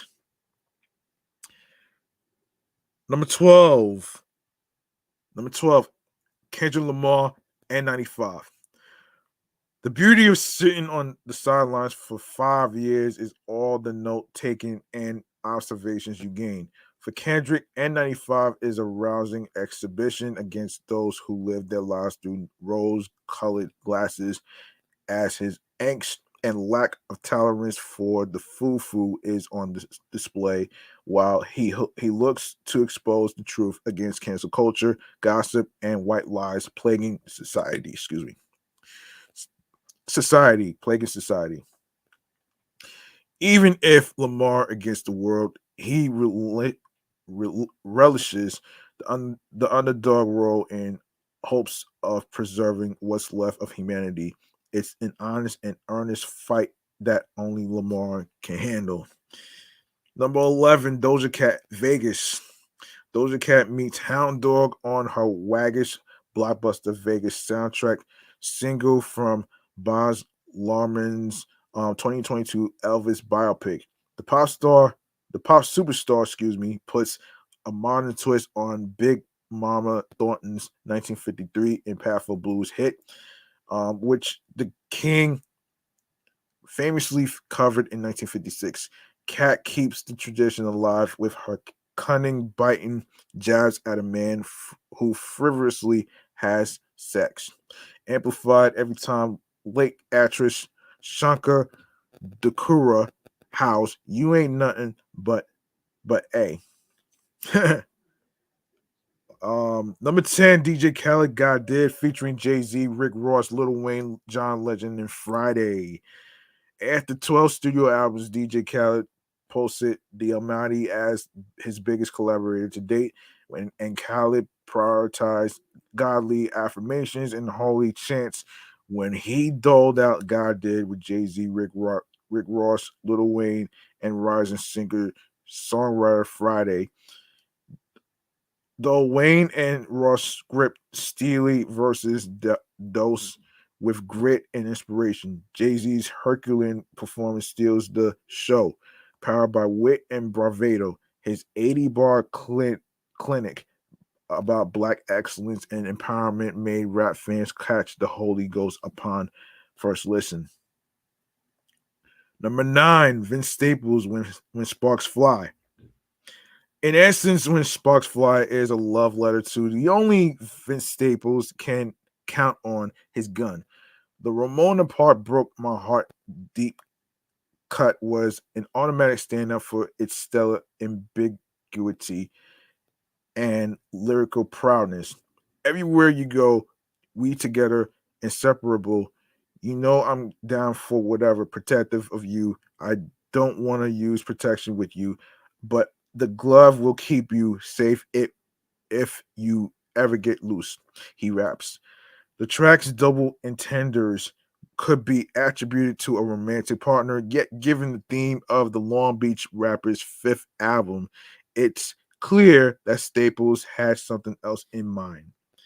Number 8, Quavo and the late Takeoff hotel lobby. Quavo and Takeoff proved to be a formidable duo as Unc and Few, with more room to operate on the court sans Offset. The Migos superstars returned to the grimy roots, cooking up bando music on Hotel Lobby, which serves as a bittersweet triumph from their colorful, only built for Infinity Links album, with the tragic loss of Takeoff taking place less than a month after its arrival. Oh, wow. Number 7, Kendrick Lamar, Rich Spirit. Kendrick Lamar has long perfected the art of balance. On 2017's Element, he proclaimed, "If I gotta slap a pussy nigga, I'ma make it look sexy." The refrain on Rich Spirit is simply, "Bitch, I'm attractive," lighthearted enough to encourage a sea of fans to chant the line during his Mr. Morale and the Big Steppers tour. And yet, immaculately countered by the father and husband reflecting on the chapters of his life with newfound wisdom. Featuring production from Jahan Sweet, DJ Dahi, Freno, and Soundwave. Rich Spirit stands out as an honest cut that does not fall short on unapologetic joy. Number 6, Glorilla and Cardi B, Tomorrow 2. The Memphis native paralyzed her hit Kid produced breakthrough F&F Let's Go into a number one R&B hip hop airplay hit, a contract with Yo Gotti's CMG imprint, and a first time Grammy nod for Best Rap Performance. She continues to flex her stance among 2022's harvest of rising women rappers, pairing with Cardi B for a second number one on mainstream R&B hip hop airplay with Tomorrow 2. Looking ahead as she casts haters aside, they say they don't fuck with me, but I say they can't fuck with me. Glorilla enchants with her deep voiced, braggadocious flow and next gen crunk, while putting all on notice that she and Memphis rap are not to be ignored. Number 5, number 5, Drake and 21 Savage, Jimmy Cooks. The first 12 songs of Honestly Nevermind seemed like an innocent exploration for Drake as he trekked through the dance scene in earnest for the first time in his career. Though he irked rap purists with his childlike curiosity, he knew how to get the streets talking again. Jimmy Cooks is a scene, no, excuse me, a searing, yes, outro that pays homage to recently deceased hip hop figures Lil Keed and DJ K Slay, and serves as the catalyst to what would later become Drake and 21's joint effort, Her Loss. They let off a couple of volleys enough to spark fear and intrigue, all while giving fans a summer scorcher in the process. Hold on one second.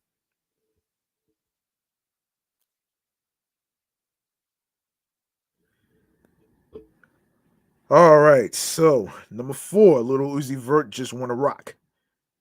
Many have tried to imitate Little Uzi Vert's rock star persona, but they just don't compare. Just Wanna Rock is an undeniable party starting anthem, and of course, the Philly native launched another trend with the chaotic dance moves. Ooh, another chaotic dance move. Sorry. Hold on a second. Yes, chaotic dance moves. Hold on a second. Hold on. Hold on. Let's see. Yeah, chaotic dance moves. Hold on a second. Wait, wait. We were at number. Yeah. Um. Yes. So yes, here it is. Here it is. Here it is. Okay, so "Just Wanna Rock" is an undeniable party starting anthem, and of course, the Philly native launched another trend with the chaotic dance moves that became synonymous with the Jersey club influence record. Uzi nearly started a riot in the streets of Manhattan before police shut down the mayhem, which he turned into scenes for his Ruckus Gibson Hazard directed music video.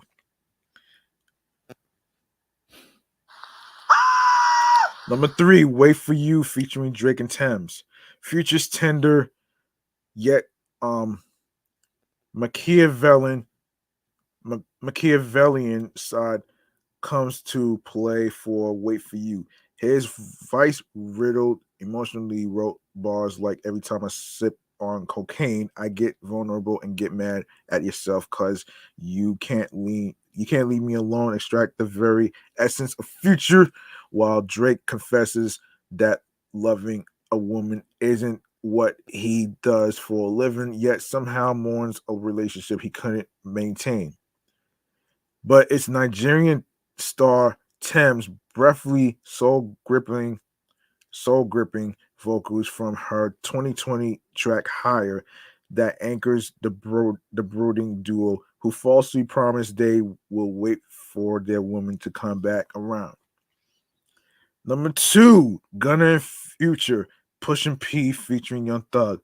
In early January 2022, little did anyone know that when Gunna dropped this second single from DS Forever, his third studio album, that the title phrase would go viral while becoming the Atlanta rapper's first Hot 100 Top 10 debut, number seven, and the album's highest charting single. Via social media posts, Gunna described Pusha P as a code for being a stand-up person, true player, embracing qualities such as being loyal, bossing up your bitch, and being a real nigga off the internet.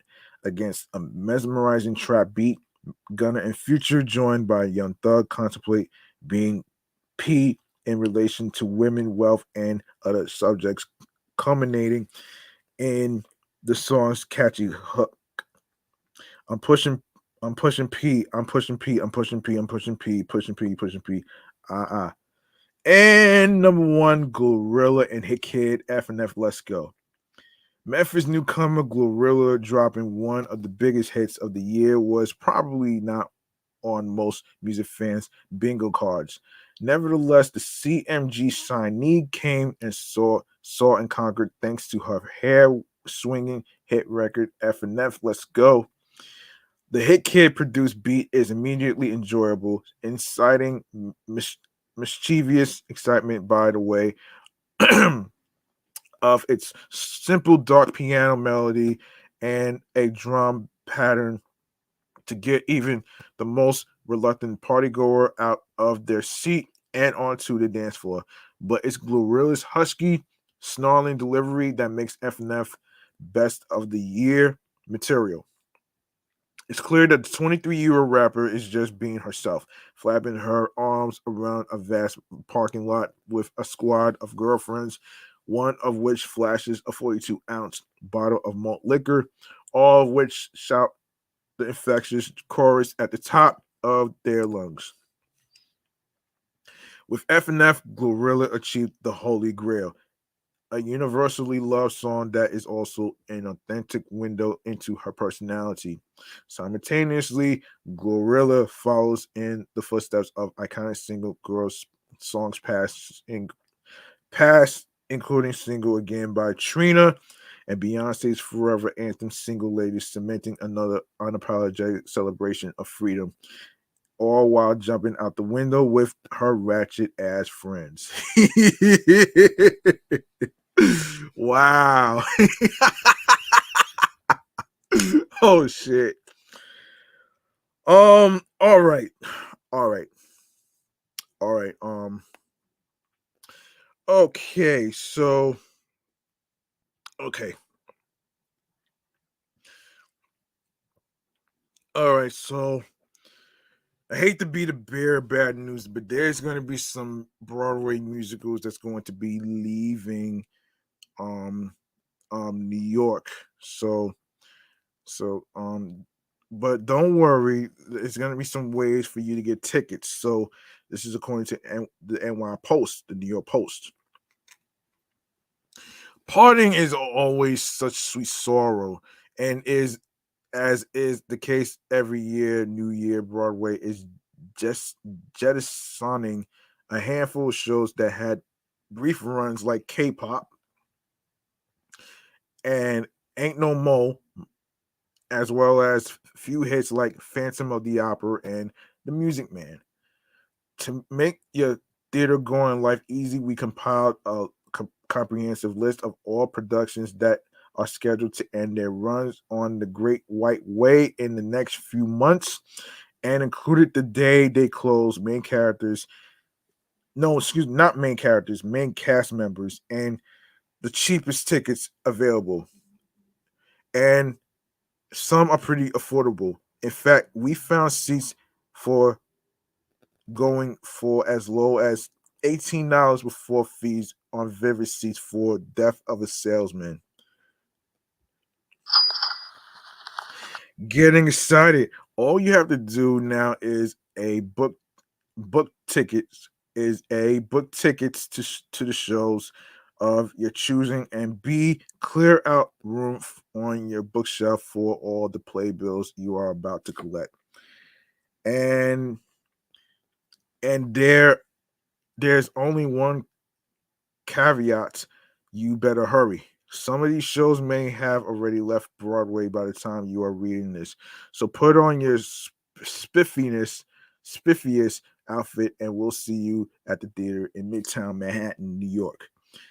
All the shows leaving Broadway in 2022 to 23, starting with Phantom of the Opera at the Majestic Theater, January 9th, 1988 to April 16th, 2023. Stars Ben Crawford, Emily Emily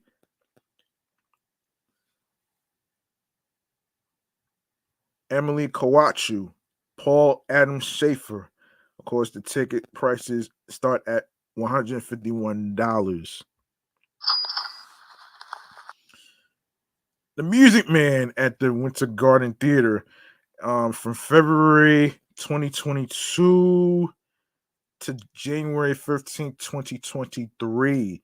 Stars Hugh Jackman, Sutton Foster, Schuler, Hensley. Ticket prices start at $125. Um, Into the Woods at the St. James Theater, June 28th, 2022, and it's going to end on January 8th, 2023. Stars James, Brian Darcy James, Stephanie J. Block, Joshua Henry. The ticket prices start at $67. Death of the Salesman at the Hudson Theater, September 17th, 2022 to January 15th, 2023. Stars Wendell Pierce, who was in the Fox series Accused, Sharon D. Clark, and Chris Davis. The ticket prices start at $18. 1776 at the American Airlines Theater, September 16th, 2022 to January 8th, 2023. Stars Crystal Lynn Lloyd, Patrina Murray, and Elizabeth A. Davis. Ticket prices start at $99. The Piano Lesson at the Baltimore Theater, September 19th, 2022 to January 29th, 2023. Stars Samuel Jackson, John David Washington, Daniel Brooks. The ticket prices start at $89. And the date is September 19th, 2022 to January 29th, 2023. And of course, let's see. A Strange Loop at the Lyceum Theater, April 6th, 2022 to January 15th, 2023. Stars um, J- Jaquel Spivey, L. Morgan Lee, and James Jackson Jr. Ticket prices start at $62. Beetlejuice at the Marquee Theater, April 8th, 2022 to January 8th, 2023. Stars Alex Brightman, Elizabeth Teeter, and Carrie Butler.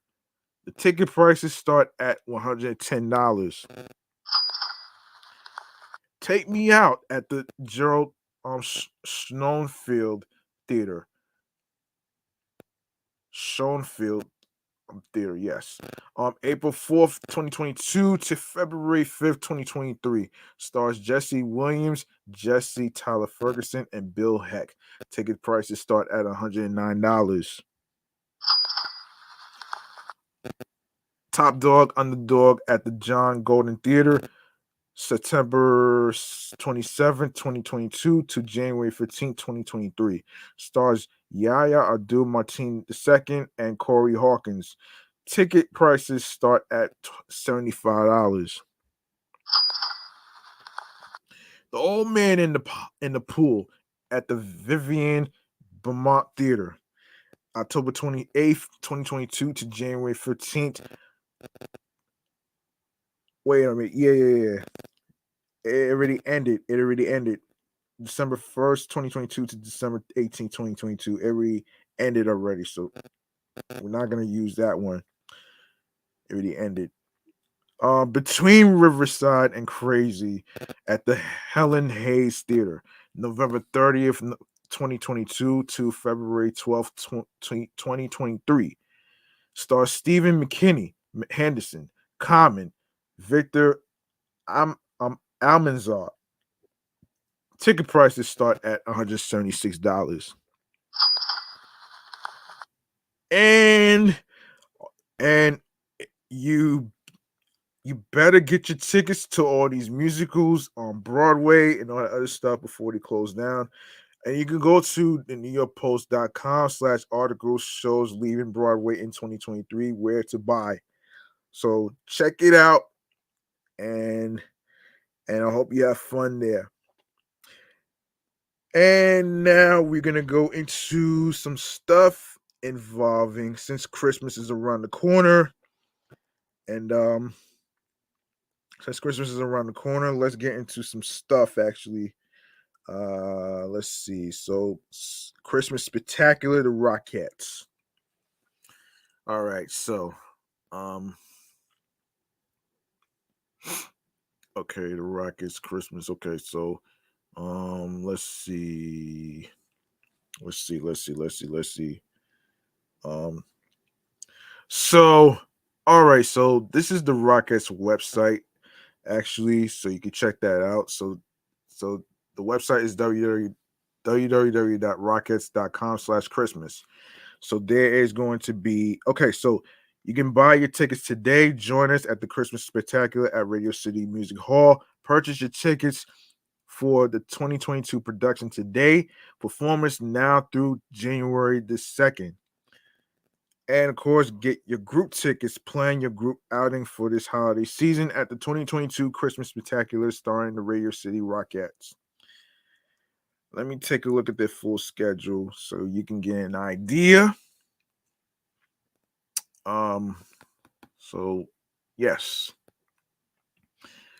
All right. So treat your group of 10 or more to New York City's favorite holiday tradition, the Christmas Spectacular at Radio City Music Hall. Reserved with our group sales department for great seats and special savings. Shows now through January 2nd. This is interesting, actually. So hold on a minute here. Yeah, January 2nd. So okay, so this is um yeah, so let me see. Okay, so I get it. I get it. Um yeah, you can yeah, of course, obviously, like um I didn't know about the Rockets gifts, so you can shop Rockets gifts. You can visit our virtual gift shop for Rockets apparel, ornaments, accessories, and more.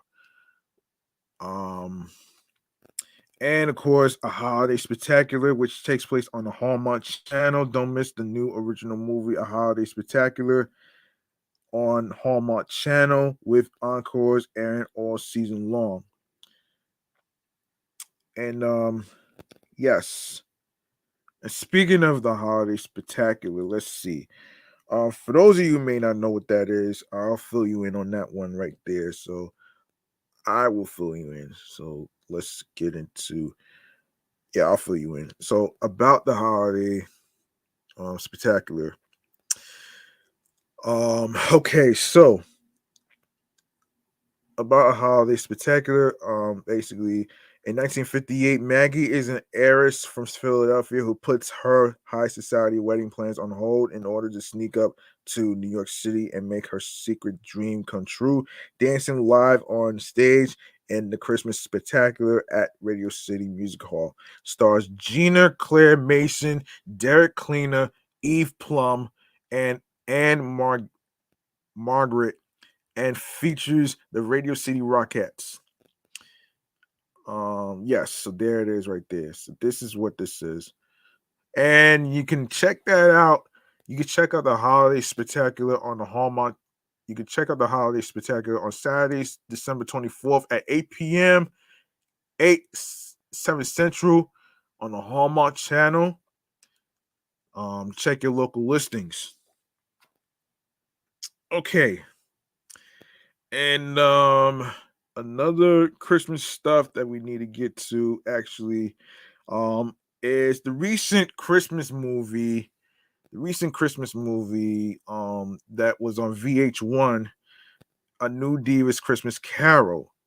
Wow, which already premiered on December 14th. So, um VH1 is debuting the festive holiday movie A New Diva Christmas Carol, set to premiere Wednesday, December 14th at 8 p.m. with star-studded cast um including Grammy Award-winning artist Ashanti, as well as Vivica A. Fox, Robin Givens, and Eva Marcel. The movie tells the story of a pop star who reconnects with the magical spirit of Christmas after she's unexpectedly visited by three muses. For those who have cut the traditional cable cords but still want to stream the movie, you can do so with a streaming service. Philo, free trial, and Fubo TV free trial will be streaming the festive movie December 14th. Both services offer a free trial. Wow. Of course, where to find VH1, you ask? You can find which channel VH1 is on by using the channel finders here. So you have Verizon Fios, AT&T Uverse, Comcast Xfinity, Spectrum, which is what I have, Spectrum and Charter, Optimum and Altice, DirecTV, and Dish. That's where you can find it right there. Yeah, so Basically, um, yeah, for those without cable watch with these streaming servers, you can watch it on Philo, an entertainment streaming service that offers 60 plus channels and a free trial. You also can watch the show on Fubo TV that offers access to your favorite TV shows, live sports events, and more. There's a free trial when you sign up. Now about the movie, so popular singer Ashanti plays the role of protagonist Aphrodite in new diva, a new diva Christmas Carol. Oh shit! Another another bad guy, another mean person.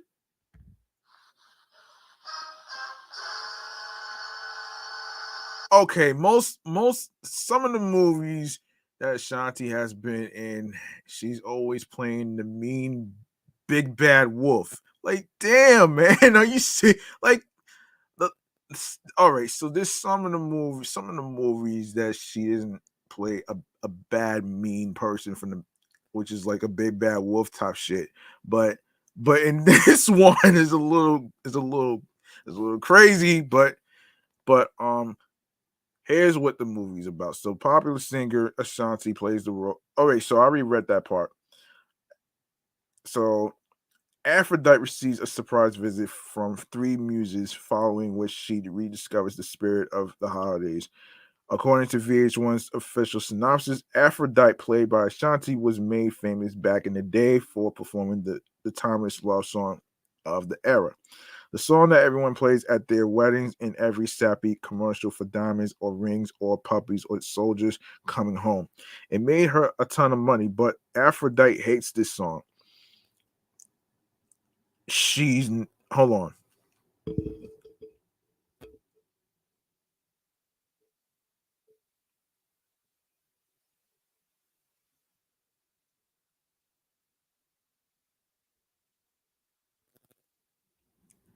She's now the meanest judge on Pop the Question, but her life changes when Brianna becomes the breakthrough contestant, exuding love and purity. When Aphrodite reluctantly becomes her mentor, she does everything possible to steer her away from love and love anthems. Due to Aphrodite's sour attitude, Aphrodite is visited by three spirits who take Aphrodite on a journey through love and Christmas past, present, and future to try to shake her out of her funk and let love back in. Yes, that's an interesting movie for Christmas for Christmas. You can check that out on your subscribing channels, subscribing live streaming apps, TV apps. You can download it and all that other stuff right there. So there you have it right there. Oh my god, that sucks, man. Anyway, man. Anyway, I think that's gonna do it for. Oh, wait a minute here. Wait a minute here. I forgot this one more part though. I forgot one thing. Um. Okay, so we have the. Oh wow. Um. Oh wait. Yeah, I forgot to talk about another story too. Two Chains wants to capitalize off the NFL's huge Thursday night football platform to feature some of the world's most popular musical performers on Amazon Music's live concert series. The Grammy winner is the host of Amazon Music Live, a weekly live show that streams on Prime Video after Thursday night football.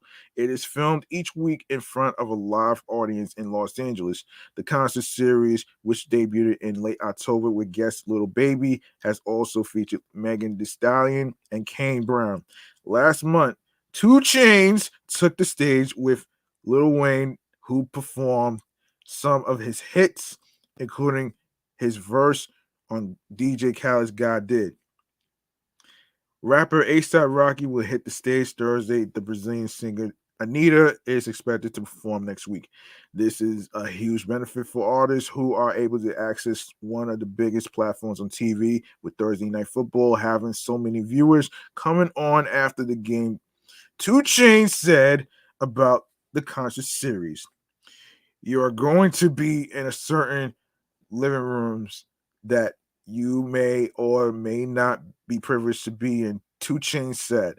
"I think it helps the overall bigger picture as far as sports and music fusing together." In episode 2, Two Chainz interviews the featured artist. He usually reads the questions off a teleprompter, but he sometimes throws in his own topics as well. Two Chainz credits Vice TV's most expensive vest for rating him for the challenge of the concert series. He hosts the reality series that explores the most expensive items, such as food, jewelry, and drinks.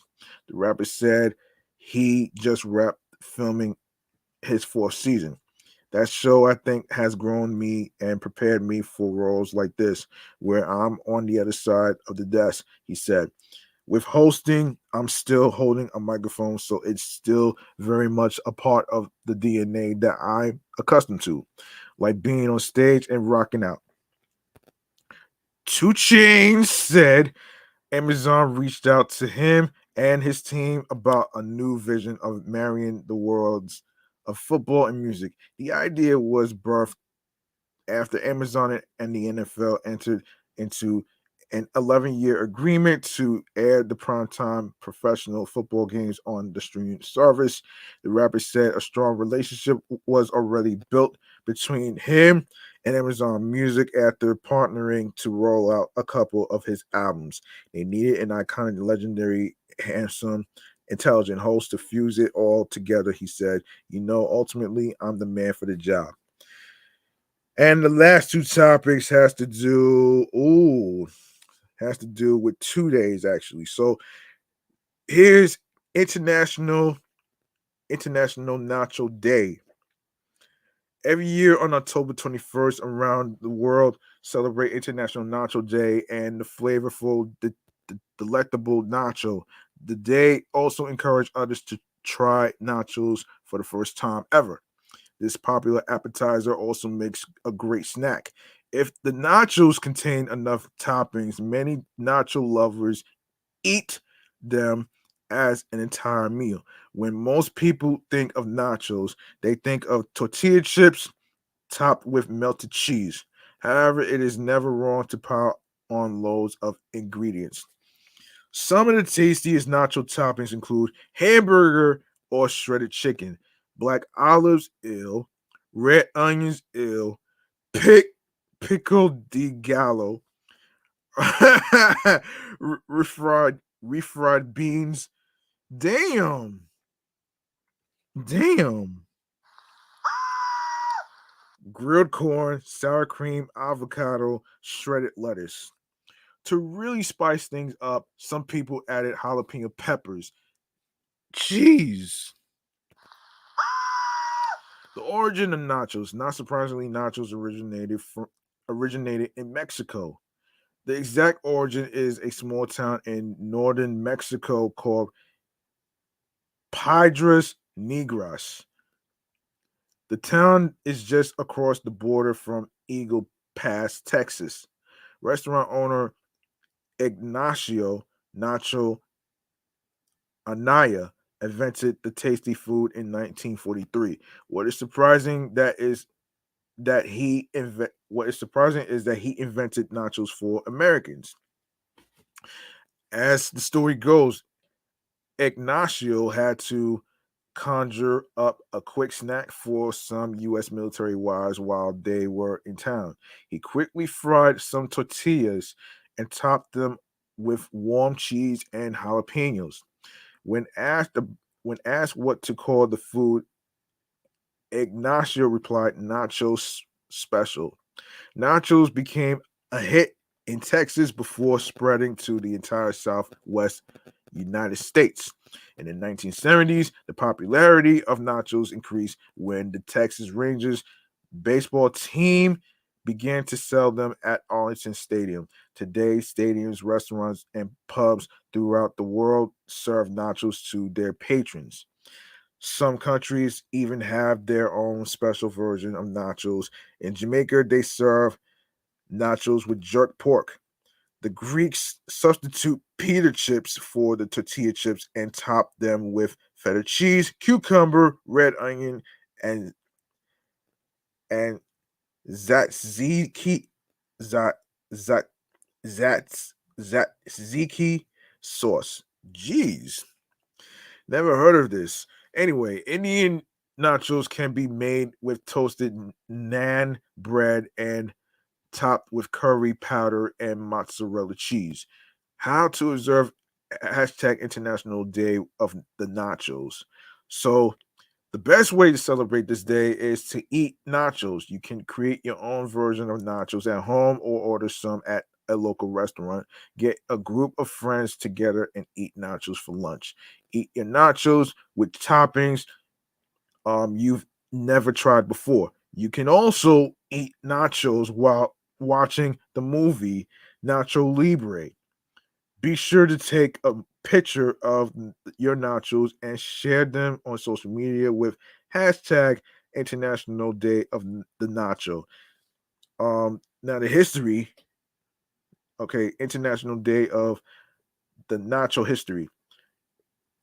Ignacio Nacho Anaya died in 1975. After his death, he was honored with a plaque in Piedras Negras. Members of the town then created International Day of the Nacho. The town also hosts a 3-day International Nacho Festival every year in mid-October. Okay. And another one is National Nachos Day. What do you wow. National Nachos Day on November 6th. National Nachos Day recognizes the snack flavored at sporting events across the country in their purest form. Nachos are tortilla chips covered in nacho cheese, queso, or other melted cheese and served with salsa. Hashtag National Nachos Day. Where nachos began. First created sometime around 1943, the popular and loved nachos are of Mexican origin. History tells us that Ignacio Nacho Anaya created the original nachos in 1943. According to his son, Nacho was the um, matriarch at the Modern Moderno restaurant in Piedras Negras. One evening after the kitchen staff had left, a group of U.S. Army wives stationed at Fort Duncan in Eagle Pass came into the restaurant. After a long day of shopping, they were hungry and asked for a snack. Anaya prepared some tostadas cut into triangles. After topping them with shredded cheese and sliced jalapenos, he heated the dish in the oven. They were such a hit with the army wives that they named the snack Nacho Special before he could make another batch. Word of the new creation quickly traveled. People from all over tried them, loved them, and over time the name changed. Eventually, nachos special became special nachos. The original recipe is printed in the 1954 St. Anne's cookbook. The popularity of the new dish spread swiftly throughout Texas and the Southwest. And since then, it has gained millions of fans across America. Nachos today, we love nachos so much, we top them with all sorts of things. Sometimes we even go overboard. We call nachos with an abundance of toppings, loaded nachos, super nachos, or nachos supreme. Serve them as a snack, an appetizer, or even prepared with extra ingredients as a full meal. Since the time of the original nachos, the toppings have expanded. Today, we add beef, chicken, and seafood, along with a variety of seasonings. This snack even satisfies the pickiest eater, whether you are a vegan, a full-time carnivore, or somewhere between. There's a nachos recipe for you. In restaurants across the country, nachos find their way onto the menus of the other cuisines too. Some restaurants substitute the chip with a potato base. Another option to replace the toppings with ingredients from the culture. For example, to make Italian nachos, top the chips with mozzarella cheese and Alfredo sauce. Asian nachos may include wasabi or curry. Each version of nachos brings its own unique flavor to the table. How to observe National Nachos Day, you ask? Quench that nacho craving, celebrate with the best toppings, and don't hesitate to overdo it. You can always share. Invite friends and family to enjoy nachos with you tonight. Try making a variety of nacho dishes to share. Make it a celebration by including games and share with others. Share your favorite recipes and flavors too. Need a recipe? Try the baked chicken recipe. Use hashtag National Nachos Day to post on social media. Hold on.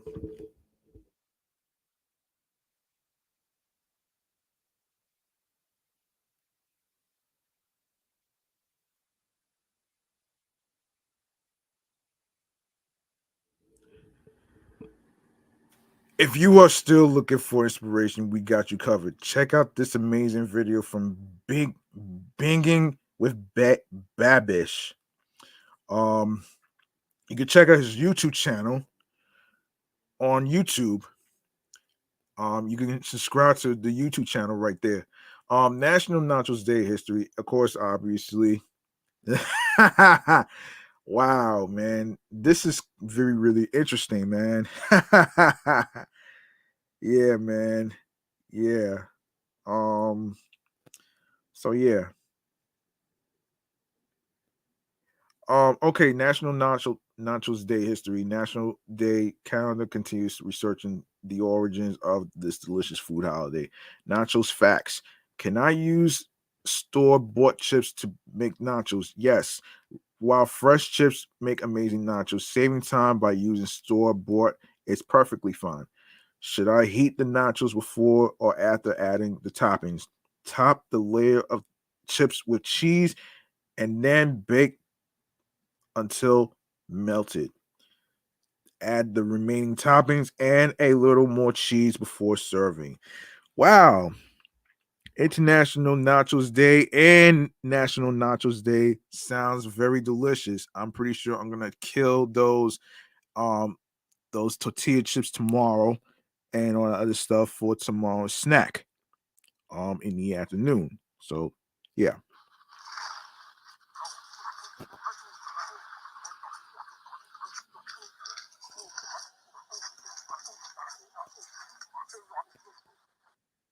Shout outs to Goddess underscore pen underscore W underscore 13.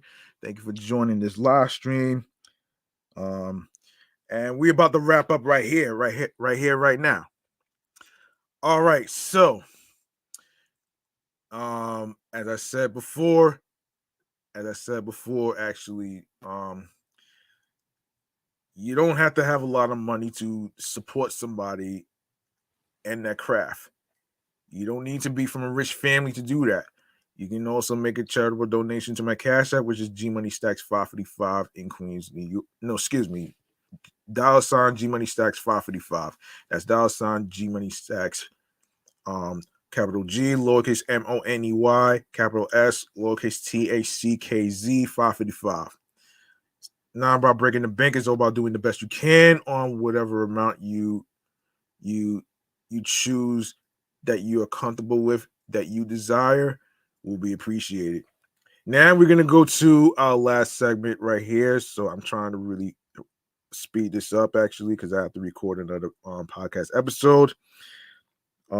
This is going to be stream choices on the go, man. Let's get into it right about now. And y'all folks know what to do. You like the topics you heard? And in today's episode and other episodes previously whatsoever, um, go ahead and not hesitate by showing your love by following Off the Meat Rat Chainz New York podcast on Facebook and Instagram, alongside with my sports podcast as well, which is the Sports Edition show of Excellent Fun Vibrant Talks podcast, is what TLKS stands for Talks. And the review show, Meticulous Values podcast, as well, along with my primary handle on the gram. Follow your homie G Money Stacks, aka the Gregonaire, aka Greg, on the gram, which is G Money Stacks 555 in Queens, New York. You don't have to. Okay, turn on your notifications so you don't miss any details on when each episode is going to be dropping. All right. So, and if you go to the link in bio, you're gonna see Linktree/G Money Stacks, and you're gonna see a whole list of audio streaming platforms, which I will get into. And you can leave a voice message for me on anchor.fm/G Money Stacks /message. All right. So hold on a second.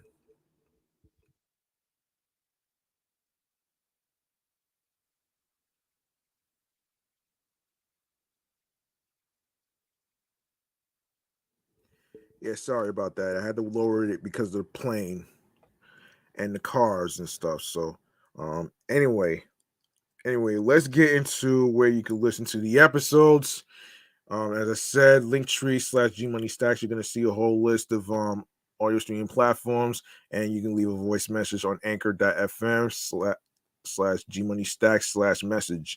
And starting with Anchor, we are on Anchor, Audible, Audacity, Amazon Music, Breaker, Castbox FM. These are Listen Notes, Moon FM Podcast, Player FM, Pocket Cast, Podfriend, Podorama, Podopolo, Podcast Index, Podcast Addict, Podchaser, Podverse, Reason FM, Spotify, Stitcher, TuneIn Radio, Google Podcasts, and don't forget to listen to Off the Meat Rat Chainz New York podcast episodes on Radio Public, alongside with iHeartRadio, the number one app for music, radio, and podcasts. And you don't need a credit card or a debit card to download iHeartRadio or any of the apps whatsoever.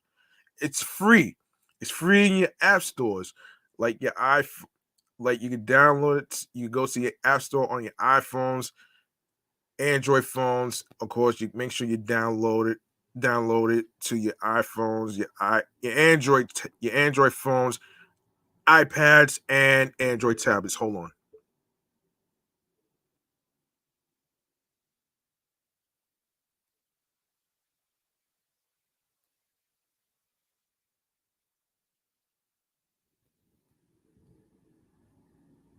Yes, Android phones, of course, iPhones, iPads, Android tablets, Android phones, and of course, you can download these apps onto your laptop as well.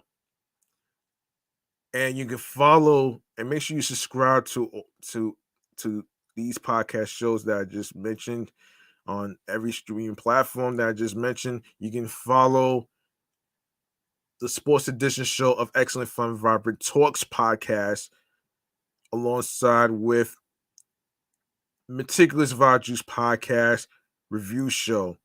I just dropped episode 102 yesterday. And the rest will be between Friday and Saturday. So we'll see what happens. Anyway, man. And make sure you go to the YouTube channel, G Money Stacks 555. Grab that subscribe button for me.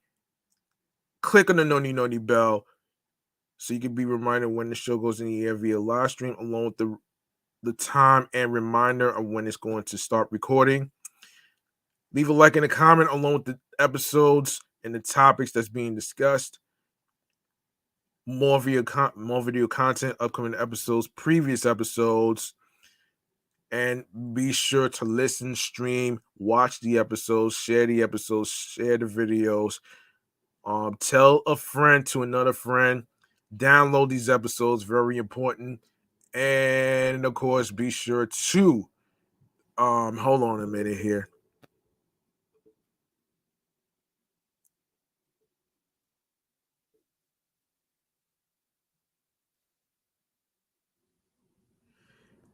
Yes, be sure to download these episodes and make sure you listen, stream, watch these episodes, share the episodes, share the videos, tell a friend to another friend, download the episodes, and of course, spread the word. Word of mouth is important, and alongside with share the podcast along with the link that says Linktree/G Money Stacks 555. Make sure you subscribe to all the audio streaming platforms of each podcast shows that's on, and with your friends.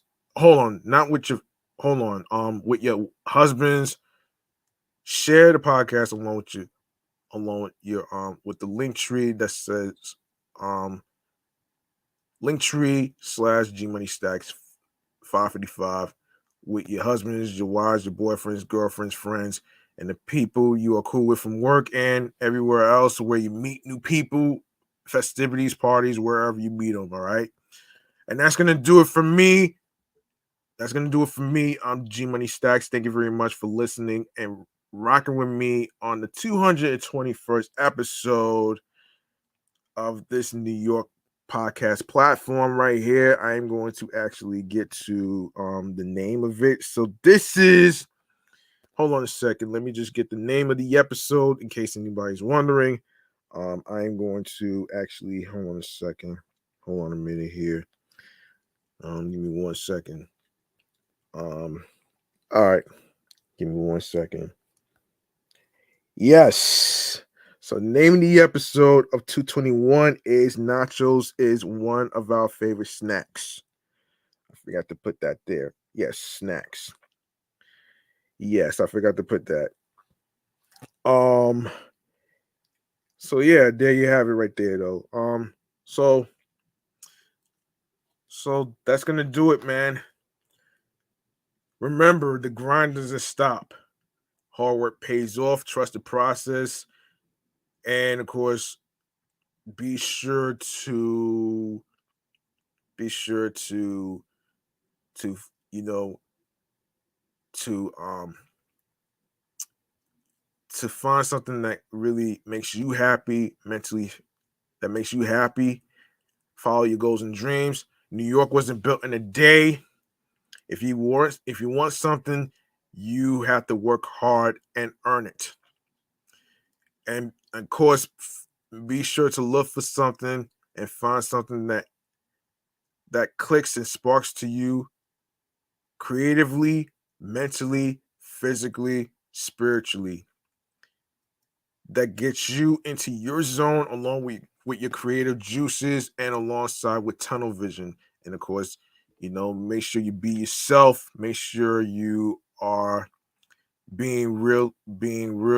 Make sure you are confident.